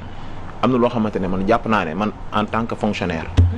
man mënuma liggéey 25 ans aw ma fu ma dëkk ci yoon su nekkee Europe damay am fu ma dëkk pourquoi parce que dañoo organiser côté location bi soo ñëwee tak tey nekk nga fonctionnaire ñu wutal la kër goo xam ne banque moo lay dagg wutal la oto boo xam ne moom ngay xëyee loolu nga xamante ne durant 20 ans na koy dagg kon organisation la laaj état bi dafa war a organiser comme ay kii nu tudda comme loolu moo andi le programme des 100 000 logements 100 000 logements 100 000 logements yooyu warul nekk affaire politique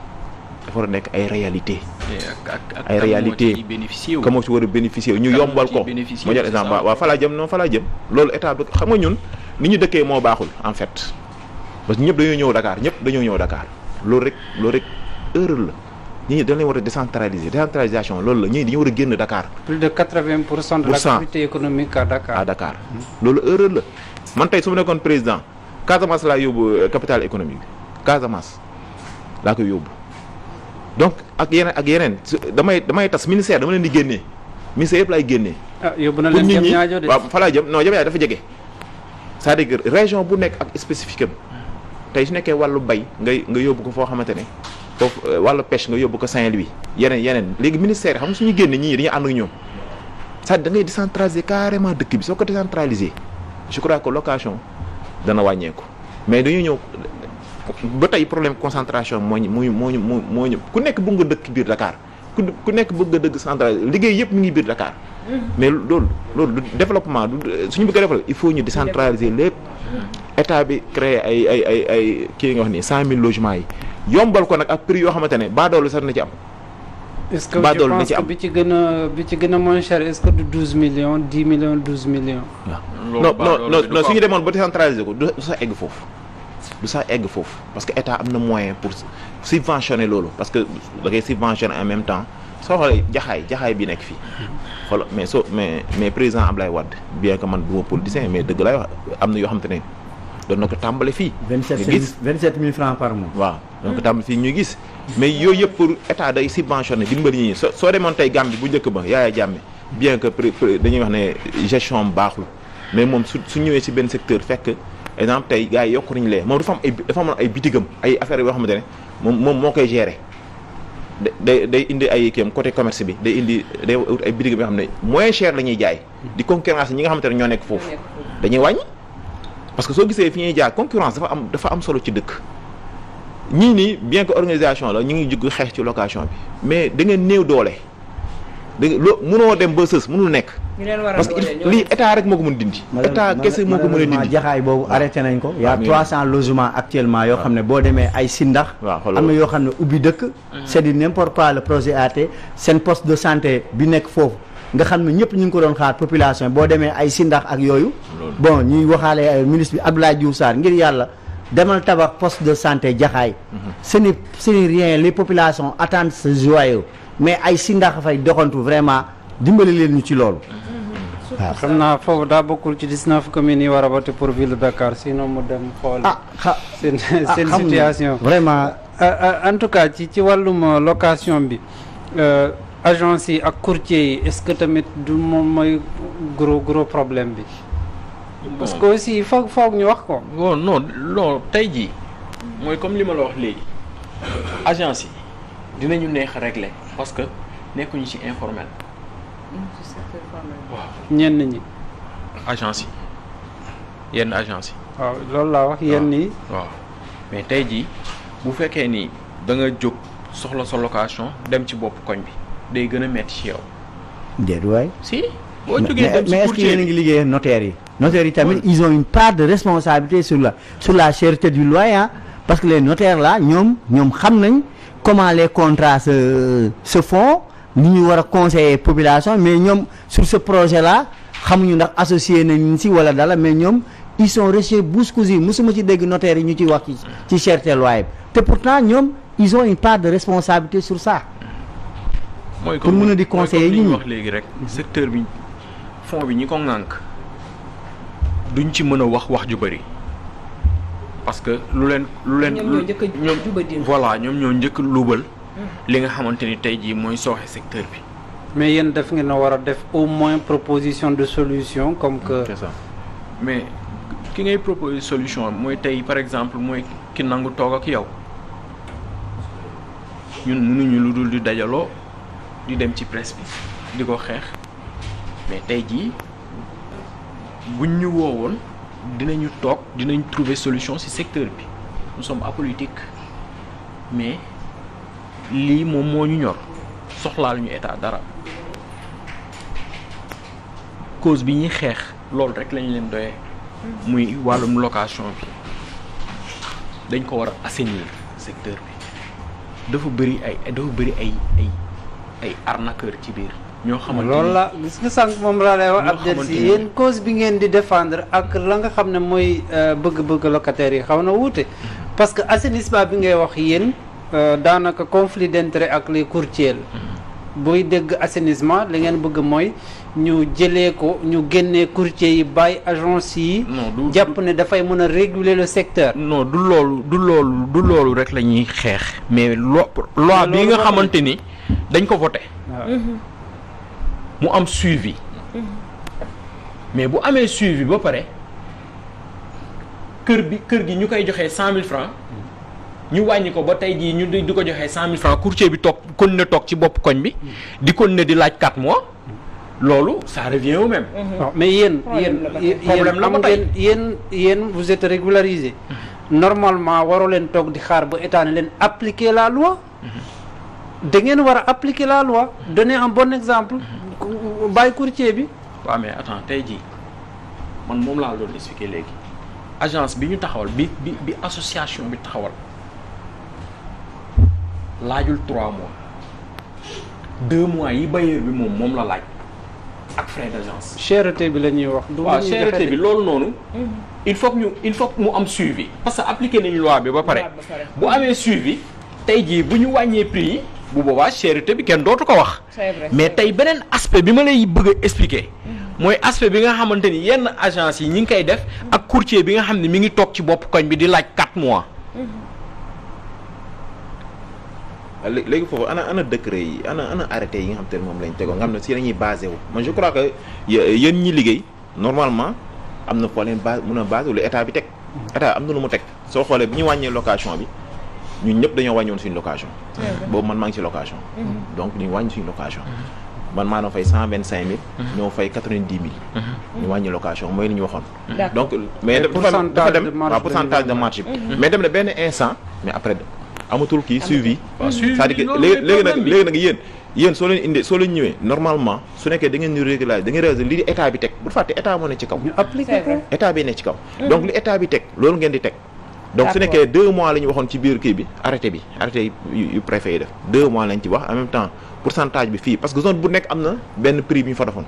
mooy li nga wax ak pourcentage yi léegi loolu nag su nekkee loolu am na yéen normalement foofu ngeen war a tegu non problème bi du ñun waaw maa ngi ñëw yéen association daa ko ngeen non problème bi du ñun de problème bi bailleur bi la parce que état bi dafa teg ay prime comprendre na mais bailleur bi moom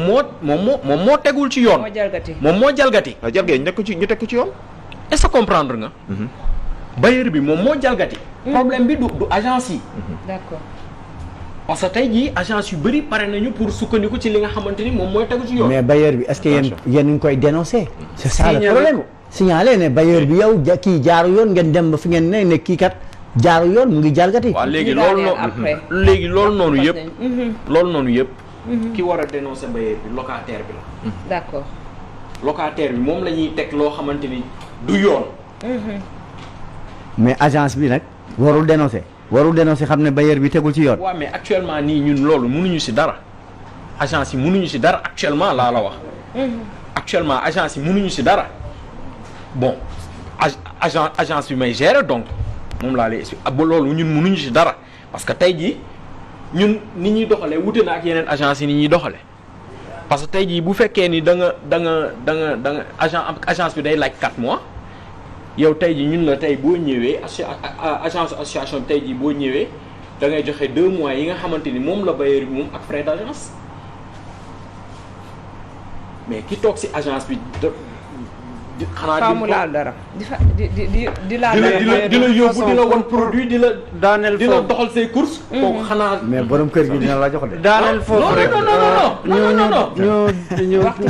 waaw waxtu bi daf ñu xoj xam naa ni nekko leen di appliquer la baisse bi nga xam ne moom la état bi de 29% pour les loyers inférieurs à 150 000 francs 500 000 francs c'est voilà 14%, ensuite 4%, quelque chose comme ça. En tout cas, supérieur à 500 000 francs. En tout cas, nous avons une occasion pour gagner dellu. D'accord. Ndax vraiment un tiers du salaire. ñi nga xam ne li ñuy fay dafa néewi daal un tiers bi danañ ko dugal ci wàllum location. D'accord. kon nga xam ne dafa metti vraiment di la jaajëfal bu baax Abdel Sy di wax ne rek yal na yàlla gën leen a dooleel ci cause bi nga xam ne nii dafa noobu te ngeen koy défendre insha allah rabbi te maa ngi lay jox di dajee Khoudoss ni ki mardi insha allah ci beneen thème di ko jaajëfal di jaajëfal ñi toog di ñu bàyyi xel itam d'accord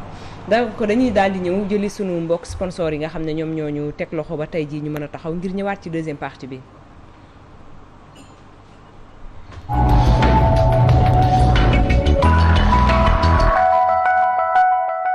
Africom AV, formation action. Le vrai pouvoir est dans la maîtrise des outils de la communication. C'est pourquoi plusieurs écoles ont mutualisé leurs forces pour créer Africom AV. Formation Action, une nouvelle académie de formation au métier de réalisateur, monteur graphiste, opérateur de prise de son, opérateur de prise de vue, post-production, gestion de production, JRI, art graphique. Si vous voulez maîtriser l'infographie, la 2D ou la 3D, être décorateur, designer, vous initier à la réalité virtuelle ou l'impression 3D, Africom AV. Formation Action est là pour vous. Formation Action parce que Africom AV dispose de sa propre radio et de sa propre télévision entièrement dédiée à l'immersion dans un environnement alliant formation et pratique. Africom AV, HLM 1, Sodida derrière Excaf. Téléphone 78 604 16 16 ou le 33 831 04 19.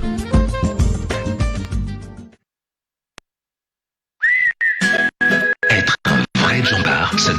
la concentration, de l'énergie, surtout à certains moments. Heureusement, je suis là et je ne suis pas seul.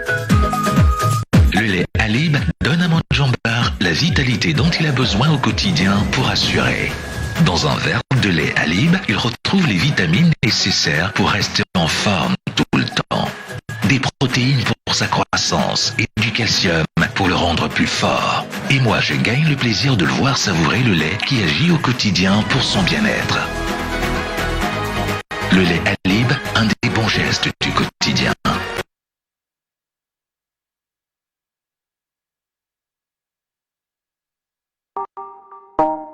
am na ñu ko taamu suba teel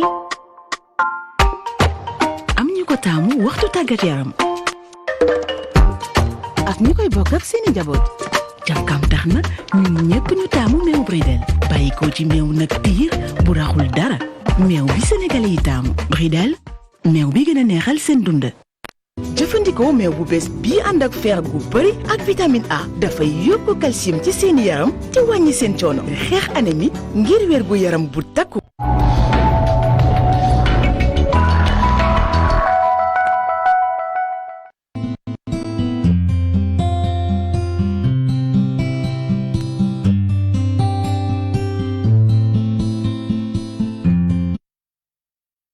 waaw kay saam na ko ba mu saf ni ko Salma di waxee. waaw gis nga saam naa ko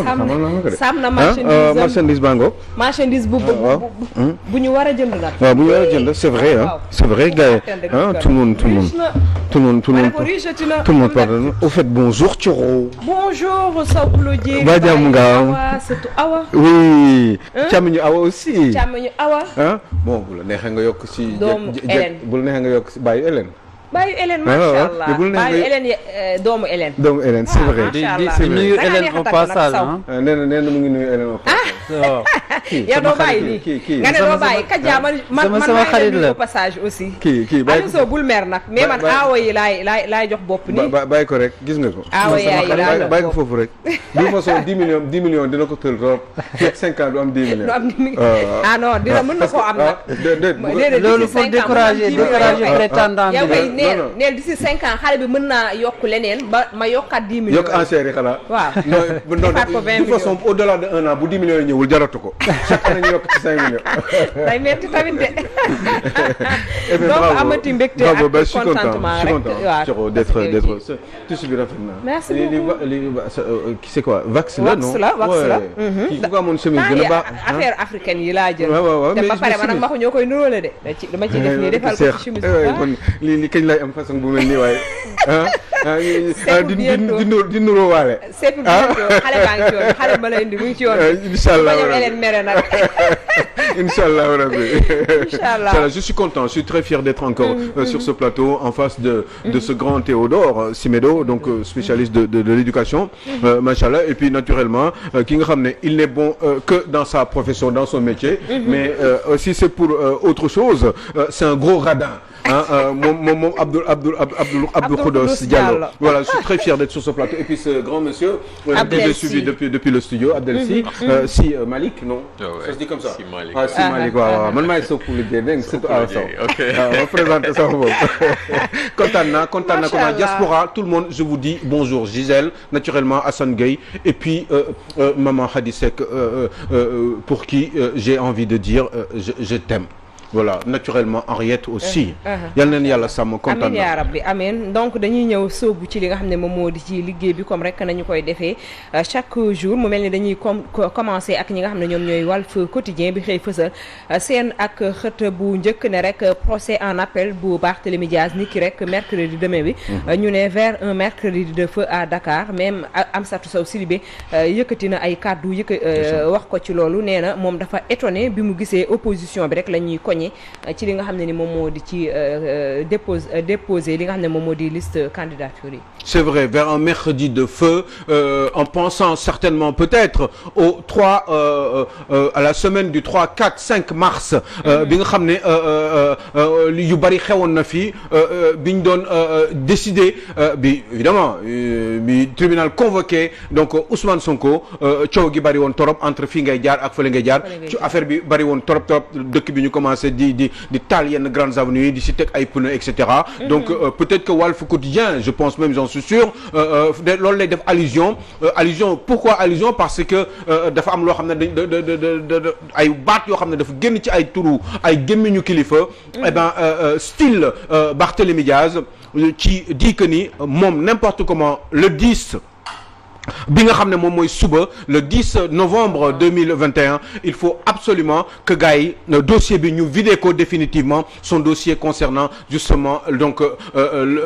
rey bi nga xam ne moom la ñu reyoon Ndiaga Diouf il y a 10 ans Ndiaga Diouf yi nga xam ne bokkoon ci nervi yi nga xam ne moom la donc moom la waa PDS officiellement gars officiellement j'en sais rien mais en tout cas ci 4-4 bi ñu nekkoon 4-4 PDS la woon je crois que ci 4-4 kii la bokkoon dégg nga moom yu nekkoon ci permanence bi donc la ñu ay xale yu góor dajale woon ñu leen di woowee ay nervi ñu jubaloon ci kër Barthélémy Dias këram puisque moom mooy ñaareelu këram puisque moom mooy patron foofu mooy maire Mermoz Sacré-Cœur et bien bi ñu demee ba foofu bëgg ko rey Barthélémy Dias moment boobu effectivement il a eu à faire appel à la police je crois la police de Dieuppeul mais je crois que c'était sans succès ou alors ils sont venus un petit peu en retard pendant que justement ces gars qui sont appelés des nervis ñu ngi ko doon jéem a tenter pour rey ko finalement eh ben il y a eu un quiproquo un gros brouhaha ay tir jóge na ci kaw ci suuf fu nekk sommation mais en tout cas ci loolu conséquences yi moom mooy après dafa am benn xale bu góor ci nervi yooyu koo xam ne daf ci mujjee dee te kooku gu nekk je crois Pikine la ou Thiaroye eh ben tudd Ndiaga Diouf ñooy xam ne wax dëgg yàlla nervi ñoo nekkoon ci ku leen yónni kenn xamul mais en tout cas ci ay auto PDS lañ nekkoon donc parce que il paraît que auto yi immatriculation bi xooloon nañ ko te xamoon nañ ni donc ci kii la jógee ci auto yi nekkoon ci permanence PDS la donc moi j'aimerais bien aujourd'hui bu ñu réfléchir avec votre autorisation naturellement bu ñu réfléchir si kaw Barthélémy Dias ñu réfléchir sur les nervis yi nga xam ne ñoom ñoo existé depuis 15-20 ans en arrière il y avait les socialistes amoon nañu seen nervis PDS Parti démocratique sénégalais amoon nañu seen i nervis les calots bleus et cetera donc les marrons du feu ñëw aussi et cetera bëggoon naa ñu def ci réflexion am lu ñu ci wax sénégalais yi pour ñu xam ni wax dëgg yàlla pouvoir yi képp ku ñëw rek loolu ngay dundee parce que peut-être am na yoo xam ne mënoo ko def loo police parce que c'est une police républicaine mënoo ko def gendarmerie parce que c'est une gendarmerie républicaine mais di nga ko jéem a def ay nit ñoo xam ne ce sont des largués des perdus qui n'ont que des muscles juste et qui ont besoin certainement d'argent parce que seen état de pauvreté ak seen promiscuité bi ñuy dund moom mooy tax des fois seen soxla seen yaakaar rek la ñu mën a seen doole rek la ñu mën a am pour régler ce problème wala am ay weccet yoo xam ne peut-être dañ ko yaakaar ci homme politique yi nga xam ne xaalis bu ñu jël rek en général je dis bien ay dañ ko sàcc donc forcément dañ ci mën a compal booy yooyu pour ñu mën a def le sale boulot comme je l'appelle donc forcément bu ñu dellu see ci kaw Barthélémy Diaz bi moom mooy Barthélémy dafa woote boo gisee ñu naan Walf Quotidien vers un mercredi de feu parce que dafa dégg parce que ñu bari dégg nañ ko Sénégal après sa conférence de presse même pendant sa conférence de presse Barthélémy Diaz mi ngi doon ne d'abord artu na état bi pour que état bi état bi oui nee na état bi lii yëpp état bi moom moo ko manigancé mais nee na tribunal nañu fexe ba mercredi bii di ñëw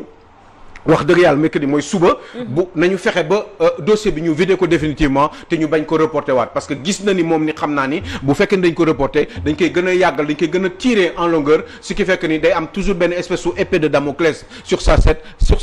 te day bëgg mbir mi jeex définitivement mu xam fan la féete yàlla dafa def nag bee passé 25 millions lañ ko laaj comme amende ak ñaari at yoo xam ne dañ ko tëj donc juróom-benn weer yoo xam ne kii la daf ko tëdd daf koy tëdd mais je crois que tëddoon na ko ba pare donc yooyu yëpp faisant ça fait que ni son problème principal c'était les 25 millions yi nga xam ne moom mos naa dégg mu ne wax dëgg yàlla te dëgg la je pense parce que c'est un garçon qui me paraît honnête et qui travaille tout à fait donc honnêtement dans sa mairie ça se voit que c'est un garçon qui ne s'enrichit pas est-ce que dafa amagul opportunité pour enrichir parce qu'il n'est pas encore au sommet du pouvoir mais en tout cas c'est un garçon boo ko xoolee xam ni il vit avec la manière la plus modeste donc forcément mi ngi doon ñaxtu ne 25 millions yi ñëpp xam nañ ni moom mënu ko fay donc ça lui poserait un gros problème donc finalement loolu ñu bi ñu ko reporté nag le 7 juillet bee passé dafa am lu fi xewoon donc tribunal dafa waxoon ni tribunal bi mu décidé comment dire bi mu sanctionné donc Barthélémy Diaz dafa d'accordul moom ak ay avocats am. Ce qu'ils ont fait moom mooy dañu ne ñoom dañuy def appel bi ñu defee appel mooy maanaam boo d'accordul ak tribunal bi ci li mu wax eh ben da ngay naan d'accorduma ci pour ñu nga demander waat pour ñu juger waat ko et ki koy juger du doon même tribunal bi du doon même juge yi beneen tribunal la avec d'autres juges autrement composés ñoom ñooy juger kii bu bees bi yàlla dafa def nag moment boobu avant ñi di génn ci tribunal bi yoon moo ko waxaan ci gàttal quoi en droit processuel balaa ngeen génn yéen il faut que absolument ñu wax leen greffier da koy bind. ñu wax leen ban date lañ leen di joxaat. yàlla dafa def ni date boobu ñoom xamoon nañ ko est-ce que ñoom ñoo ko def exprès ñu lijjanti fexe ba avant le 10 ou 3 jours avant le 10 pour que ñu mën a am candidat bi. pour que mu mën a def un jeu politique fexe ba def indi une corrélation en tout cas un link entre la politique et le judiciaire donc ça pose un problème donc il y a de la manipulation de tous les côtés mais bii wax dëgg yàlla Barthélémy Diaz ak ay avocats am xamoon nañ ni wax dëgg yàlla ni eh bien rendez-vous bi c'était le 10 novembre parce que depuis le 7 juillet la maa ngi koy compter démb def na ñeenti weer entre le 7 juillet jusqu'au 10 novembre wax dëgg yàlla Barthélémy et ses avocats savaient yuy wax ne Barthélémy Diaz aussi depuis le 7 juin avant que ñuy waxu procès boobu le 7 juillet le 7 juin ci la génnoon que di wax ne moom day nekk candidat bu fekkee élection dina am ni ki 23 janvier atum 2022 bi moom dafa fas yéene nekk candidat y a des informations yu ñu génne comme quoi moom waxoon na loolu non seulement wax na ko mais il fallait s'en douter c'est d'une évidence que Barthélémy Diaz qui a voulu être justement avec ndimbalu Ousmane Tanor Dieng ak waa LD etc. S'accaparer de la mairie parce que il est intelligent parce que c'est un gros stratège politique eh ben il a réussi à avoir la mairie de Mermoz Sacré-Cœur mais forcément xam ngeen Barthélémy mënul yam foofu il a des ambitions pour ce pays il a des ambitions pour dëkk bi nga xam ne Dakar bi nga xam ne fii la juddoo fii la màggee et donc forcément il fallait s'attendre à ce que Barthélémy puisse avoir envie de justement un jour briguer la mairie de Dakar forcément mi ngi ko doon sóoraale aux côtés de Khalifa Sall parce que xamoon na ni Khalifa Sall un jour même bu fekkoon ni sax situation politique dafa tourner autrement un jour bu fekkoon ni ñoom li ñu doon bébét am na que Khalifa Sall nekk président de la République moom xelam yàgg na nekk ci naturellement pour mu nekk maire u Dakar c'est tout à fait normal donc bu ko waxaat ko c'est pas étonnant mais ñun lu ñu mën a juger mooy cette manipulation de l'opinion faisant savoir que ni li ñu parce que loolu kenn waru ko nangu moom je l'ai dit hier gëmloo Sénégalais ni li ñu ko def candidat loolu moo tax juge bi convoqué ko huissier bi ñëw et cetera il fallait s'attendre à ce que huissier bi ñëw jox la convocation bi c'est normal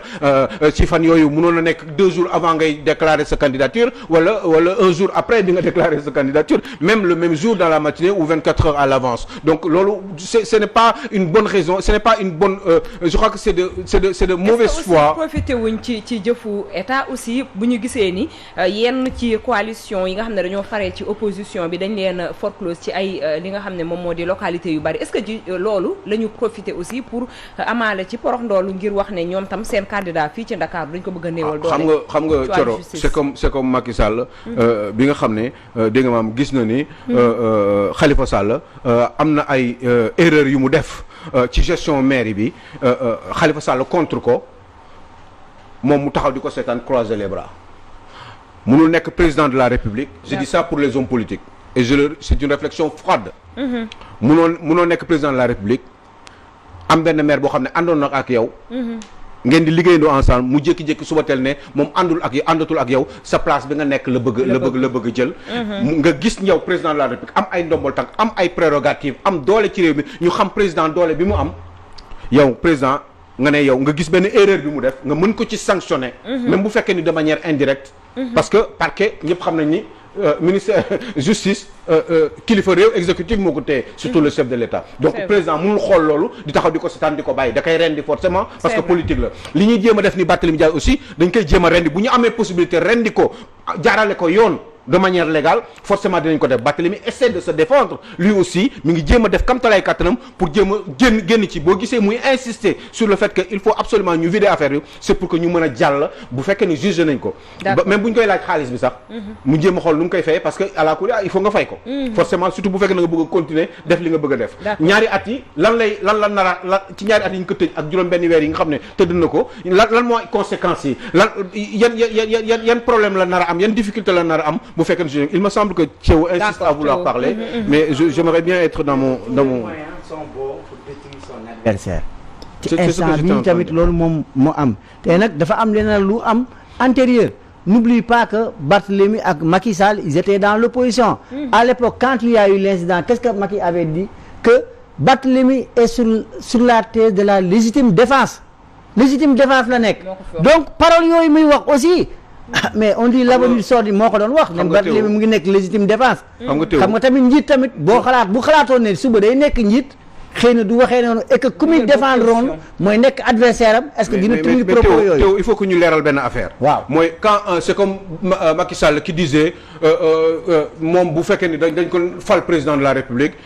5 ans lay def du def 7 ans xam nga aussi quand c'est le candidat qui parle ou Théo qui parle ça n'a absolument rien à voir je crois qu'aujourd'hui nous avions un Macky Sall un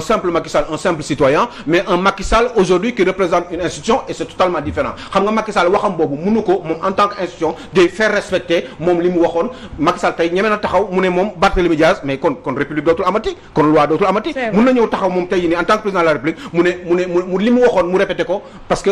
loolu parole politique rek la woon il faut que aussi ñu leeral sénégalais parce que man dama bëgg ñu yégal niveau yi dans nos réflexions mënuñu rek taxaw ne Macky Sall moo waxoon loolu baa nga yégal teew il ne faut pas aussi qu'on fasse une chose la politique c'est pas le jeu des mots et dire aussi des choses que demain. Mais c'est le jeu des mots parce que mais nag c'est pas bon pour notre image moo tax li may wax que aujourd'hui il faut que une refonte de la classe politique sénégalaise bi nga xam ne seen jikko yi dafa bon parce que la ñuy wax démb ak la ñuy wax suba du benn loolu nag dañ ko war a bàyyi dindi ko ci jikko Sénégal yi mais on est un peu en avance par rapport ak li ngay wax xam nga bu ñuy wax aussi mun nañu wax benn wax ba pare bu ñu paree jàll ci leneen mais mënuñu def une confusion dans tout ce qu'on dit parce que sinon ñi kii peut-être mun nañ bañ a comprendre dañuy wax benn wax bu ñu ci paree ba pare ñu jàll ci leneen parce que bu doogoon tey ji nii kii la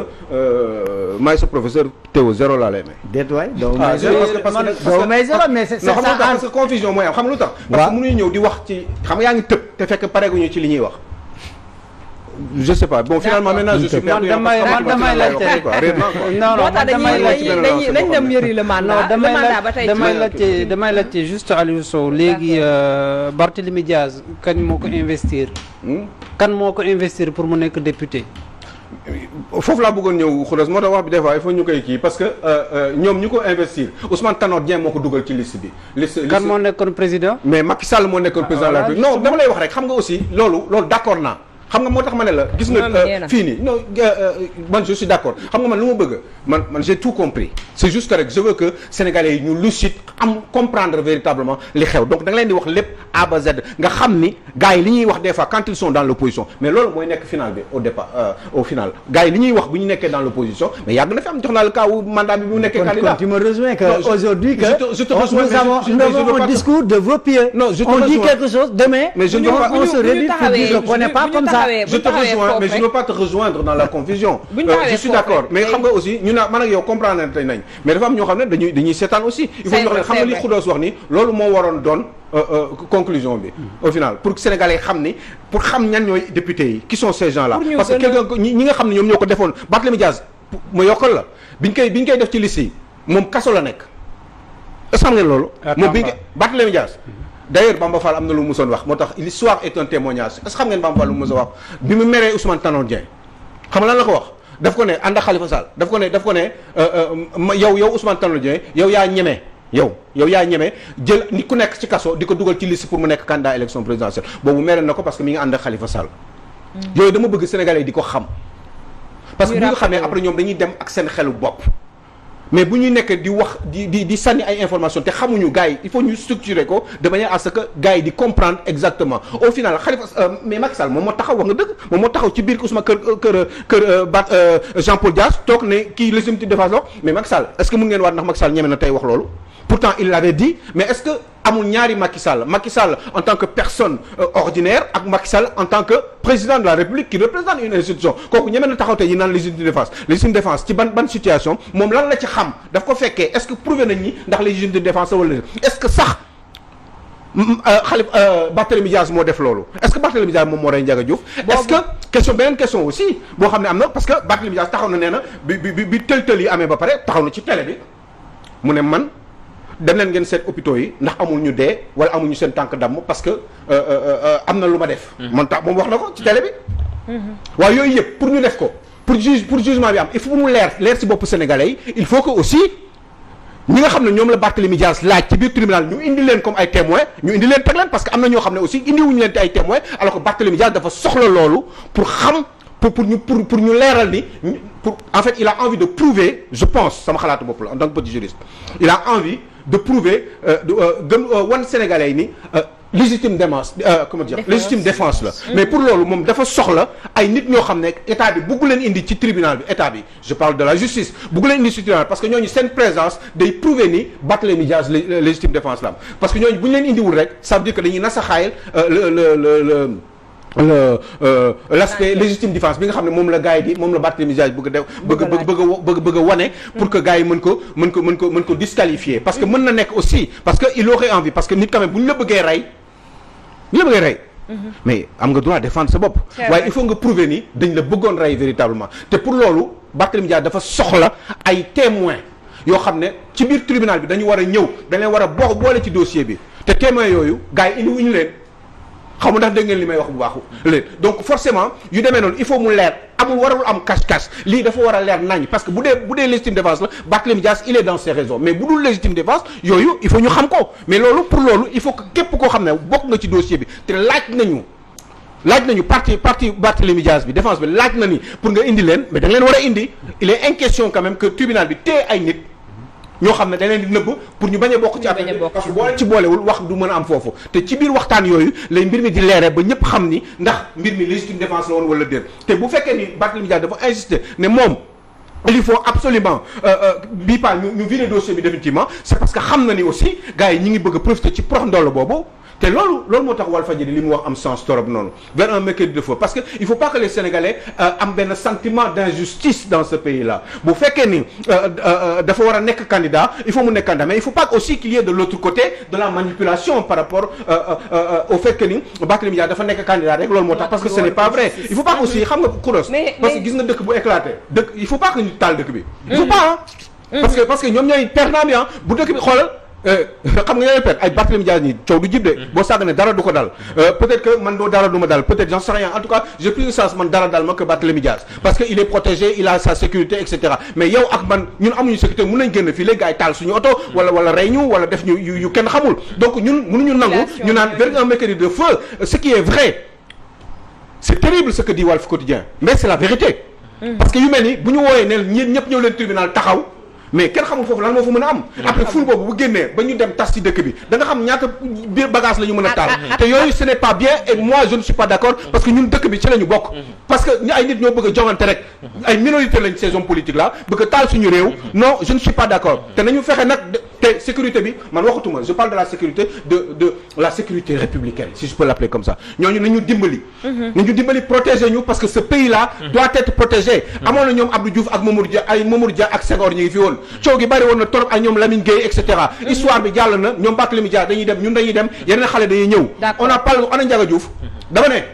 fàttaliku leen bu baax d'accord Ndiaga Diouf dee na de ana waajuram ana mbokkam yi ana ñu seen tànk yi damm ana ñu dee ci ay yenn manifestations yi ana homme politique léegi Ndiaga Diouf bi muy dee 2011 ba 2021 donc am na récemment 14 personnes yi nga xam ne nii aussi même chose moo leen yóbbu kenn du leen fàtte ba tey ji te ay bakkan lañu ay moo tax il faut pas ñu taal réew mi moi je ne suis pas d'accord ak nu mu mënti demee ñun dañu besoin de tranquillité ce pays là est un grand pays bu neex la normalement bu ñu solidaire woon partager richesse yi injustice bi am ci réew bi tamit nañ ko lijjanti parce que y a beaucoup de gens qui ont beaucoup d'argent et d'autres Sénégalais qui n'ont rien du tout injustement on ne paye pas des impôts li fi nekk bari dëkk bi moo bari ay coow bari problème il faut régler ces problèmes là mais être juste ci coow li Sow. waaw excusez-moi naanal ndox. waaw bu ñu ñëwee ci ba tey ci problème ak ci coow li parce que li nga xam ne moom moo di affaire Barthélémy Dias mën nañ ne journal yu bari ci la ñu xëy. gis nga enquête moom la xëyee Walf Quotidien Le Mandat gis nga ni mu def. ak titre bi à 24 heures de son face à face avec le juge ki nga xam ne moom moo di Barthélémy Dias mu ne Barth dégaine à nouveau donc dafay nekk loo xam ne nii répétition lay nekk à chaque fois mu mel ni démb doon janoo ak ñi nga xam ne ñoom ñooy sunu mbokk taskatu xibaar yi dégg nañ kàddu yi nga xam ne yëkki na ko am na ci loo xam ne nii boros nga ko ci biir li nga xam ne nii bi ngay wax mais buñ jógee ci métti yi ak li nga xam ne nii moom la ñuy teg askan bi muy war a indi fippu mu ngi mel ni source a dafa xëy tey daal di xëy ki nga xam ne moom moo di Bougane Gueye Dany pauvre Bougane te mën nañu ne Sénégal gépp jamono ji dañu braqué seen ay gët ci ki nga xam ne moom moo di Bougane ak yërmande ci moom ndaxte gis nañ ko alal ji nga xam ne yëkkati woon na ko dem topp tànk la mu def lépp ci wàllu politique tey jii fan la mujjee 63 candidats présentés par Gëm Sa Bopp dañ leen a recalé ci li nga xam ne ni moom moo di ci localité yi donc te ñu ko def du ñenn ñu dul autorité administrative yi bu fekkente ne ñoom lañ leen di toppee ci wàllu woowu dëgg la moo xam du dëgg gis nga ni comme ni ñu ko waxee boo demee ba Mbour ay 8 cas foreclose signalés à Mbour HLM Biscuiterie Point Jëppal Malomp ba nekk ca Louga Linguère Kolda Dabia Matam day nekk loo xam ne ni tam day doy waar te noonu lañ ko waxee ci yeneen ci ay localité Saint-Louis Bignona mu mel ni dañ ko néewal doole carrément moom Bougane moom dañ ko nappaaje moom comme ni nga koy waxee chaque jour dañ ko tëddal ba pare dëggate nappaaje sànni ndeysaan ci wàllu politique waaye c'est bien aussi tey ci am na ay titres yoo xam ne dafa ma neex pauvre Bougane mais pauvre Bougane ku comprendre dëgg mooy ci tubaab ce n'est pas parce que Bougane pauvre la yooyu pour gars yi war a comprendre c'est au sens figuré du terme moom mooy ci olof mooy boo ma ko mënee tekki mooy ay ndeysaan Bougane ay ndeysaan ça veut dire que en réalité Bougane Gueye Dany est victime de ses ambitions dans le pays. Bougane n'a pas eu le droit et n'a même pas le droit parce que sama xel a ngi d'être ambitieux dans ce pays-là parce que sama xel a ngi nekk ci vous savez élection présidentielle yi passée Bougane avait pratiquement yaa ngi fat xam ne yaa ngi koy fàttaliku bi mu demee stade Amadou Barry avec pratiquement 850 000 signatures. Comme 850 000 signatures war nga mën a nekk candidat à une élection présidentielle parce que ci élection présidentielle 55 000 entre 55 ak 58 000 signatures rek lañ doon laaj pour nga mën a am yu baax signature yu baax yoo pour nga mën a nekk candidat à une élection présidentielle waaw léegi koo xam ne huissier de justice moo fa nekkoon. huissier moo authentifié le nombre de signatures Bougane avait sorti plus de 850 000 signatures mais nan ngay mën a am 850 000 signatures ba pare. yow ci 850 000 yooyu amul sax 55 000 yu baax. loolu quand même ça cause un problème il y a deux solutions ou Bougane ni mu waxoon ñëpp ci 850 000 yi dara du ci dëgg ou alors ça veut dire que état bi parce que ci 850 000 yi munoo leen ma ne am na ci 55 000 yu baaxul ce n'est pas possible donc forcément man j'ai toujours pensé que ni ci élection présidentielle Bougane waroon nañ ko mën a valider parce que mais booy dindi sax yu bon mais xanaa man doo ma ne 850 000 yëpp dafa bon. am na si au moins 55 000 yoo xam ne baax na j'insiste là-dessus parce que quand même huissier de justice moo authentifié woon les 850 000 signatures. mais instant boobu Bougane prouvé woon na loolu. mais oui amoon na. mais oui mais li ma comprendre mais pourquoi kenn validé wu ko pourquoi kenn validé wul Bougane Gueye. mais il fait peur. Oui, mais il fait peur. Mais Abdoulaye Wade avait peur. Mais Abdoulaye Wade a eu quand même, il n'avait peut-être pas le choix, mais il a eu en tout cas la courtoisie et moi je dis le feeling républicain d'accepter que même bu fekkee ni Macky Sall moom moo defar Macky Sall toppatoo ko jaarale ko ci yoon yu bari donc toog jàkkaarloo ko moom il faut avoir de la hauteur. Mais est-ce que véritablement c'est Macky Sall? Est-ce que ce sont pas les autres qui font le sale boulot pour Macky Sall? Parce que il y a quelqu'un quand même qui s'appelle Mahmoud Saleh. Est-ce que vous avez entendu des fois yenn mooy yi muy wax est-ce que Macky Sall daf ko mënulul dara qu'est-ce qui se passe wala est-ce que Macky Sall est complice yooyu yëpp doy na waar parce que Macky Sall aussi da ngay dégg Mahmoud Saleh da ngay dégg des fois mu naan am na ay nit yoo xam ne il faut les écraser il faut les éliminer politiquement est-ce que du ci état d'esprit boobu la gars yi nekk peut-être pas mais parce que des fois moi je dis des fois parce que xam nga da ngay xam tuuti histoire politique tuuti am yoo xam ne da nga koy jàng am yoo xam ne dañ la koy wax des fois ci dundu Ablaye Wade am na yu bari yoo xam ne dañ ko doon def mais Ablaye Wade n'était même pas au courant yoo xam ne am na sal liggéey yu bon yoo xam ne dafi doon nekk mais Ablaye Wade ñëpp dañ naan Ablaye Wade mooy responsable xam nga boobu Macky dafa am leen lu tey xel ci administration parce que bu ñu demee ba nekk ñu gis ay coordonnateurs communaux APR ñu def leen enrôler leen dans l'administration avec des statuts d'adjoint au sous-préfet mais day tey xel ñu gis ay meeting d'investiture Benno Bokk Yaakaar gis ay résultats préfectoraux toog mais quand même mais y a de quoi s'inquiéter il faut une administration bi loolu nag mooy problème loolu mooy problème donc il faut une réponse parce que man je salue au passage des anciens sous-préfets comme Pape Fall qui était à Thiaroye on se souvient à l'époque la coalition il est à la retraite la coalition Dekkal Ngor bi en 2009 et à Diamaguène ils ont failli être foreclose parce que seen papier yi documents yi dafa kii woon mais ils ont complété mais pourquoi il faut que les gens aient un esprit régalien que l'administration gis naa dafa changé maa gis benn préfet tamit def benn affaire cérémonie jot moom moo njëkk foofu ñu war a démarrer ci benn commune parce que le maire de la ville tardé mu toog pendant 1 heure de temps mais j'ai eu honte un adjoint c'est-à-dire que refonte administration bi seen bopp dañu war a xoolaat ñu delluwaat seen gëdd ñu xam fi ñu nekk waaw c'est ça le problème aussi te aussi lu muy wax ni justement boo gisee Walf Quotidien ne version mercredi de feu à Dakar parce que li xew Kédougou démb dafay joxe le signal bravo administration ñu ñëw bëgg a récupérer benn bordereau ñu ne noo déet doo leen fi dugg non seulement ki koy récupérer c'est un député quel que soit alpha am na honorabilité ñëw def répression ci ñoo xamante ne pacifiquement amuñu woon derrière la pensée benn bébét pour ñëw di yàq dara wala di def dara manifester gaz leen après dellu naan léegi waaw non suñu réew mi nii ak nii xam naa ni looloo tax mercredi bi ñu dem nii parce que li ñu joxe Kédougou démb signal fort la ci wàllum manifestation ñoo xam ne laaj ñu dara dul simple bordereau non seulement dañoo rejeter la candidature de Yewwi Askan Wi ñu ne doo jot sa bordereau doy na waar xam nga tamit triste administration bi mais loolu mooy da ngeen wax ne mooy li teew wax gis nga bu leen sonal seen bopp administration bi mënul changer xam nga tax mënul changer parce que booy changer administration il faut nga changer le système la manière de faire il faut nga defaraat institution yi il faut li ngay njëkk def mooy prérogative présidentielle. changer nañu ko de Aliou Sow depuis le mois mais pourtant moom moo waxoon en 2010 à Diamaguène Sicap Mbao Macky Sall le Sénégal n'a plus d'administration lors d'un meeting des éleveurs au terrain de basket de Sicap Mbao il faut une réforme de l'administration mais aujourd'hui l'administration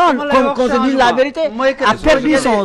image. boo jëlee conseil des ministres bi demal nga xool depuis le mois de juin ba fu ñu toll nii mouvement bi am ci administration bi affectation yi am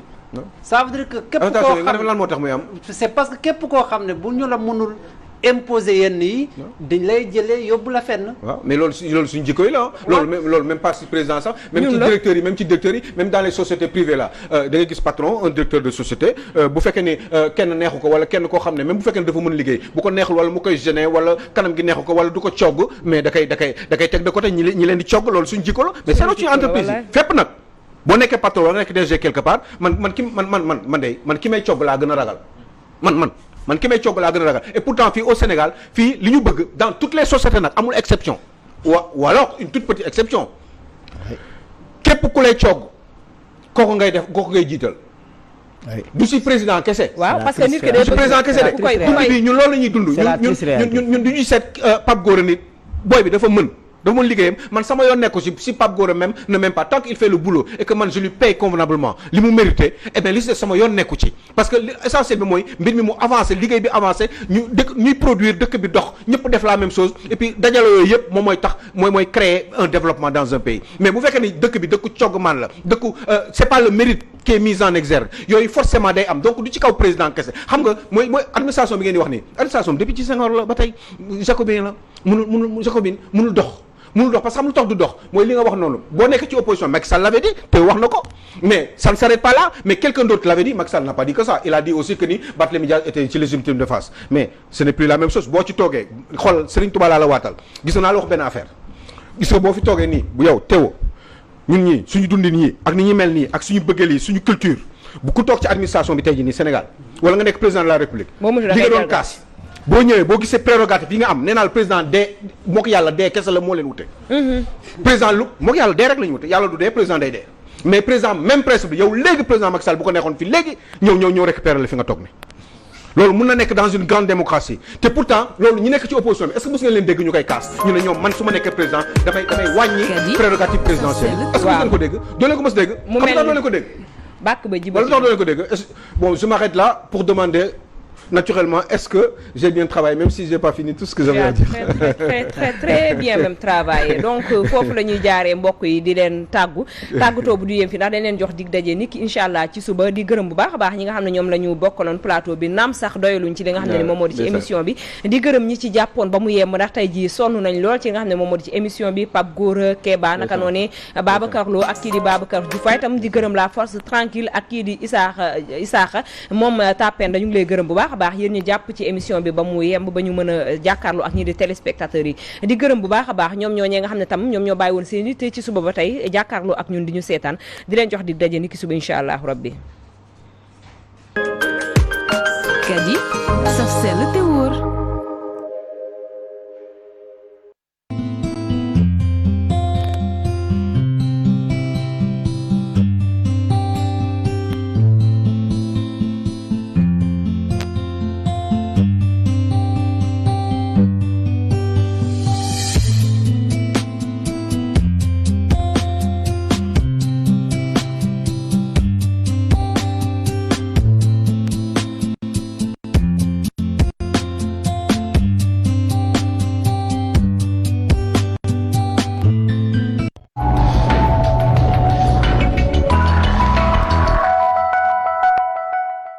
bismillahi irrahmani irrahim asalaamaaleykum wa rahmatullahi wa barakatuhu ñu ngi leen di nuyu di leen ziyaara di leen ñaanal jàmm ñu ngi fii ci Sébikotane en face pharmacie Baldé soo ñëw bu Sébikotane en face pharmacie Baldé ci Kenkayri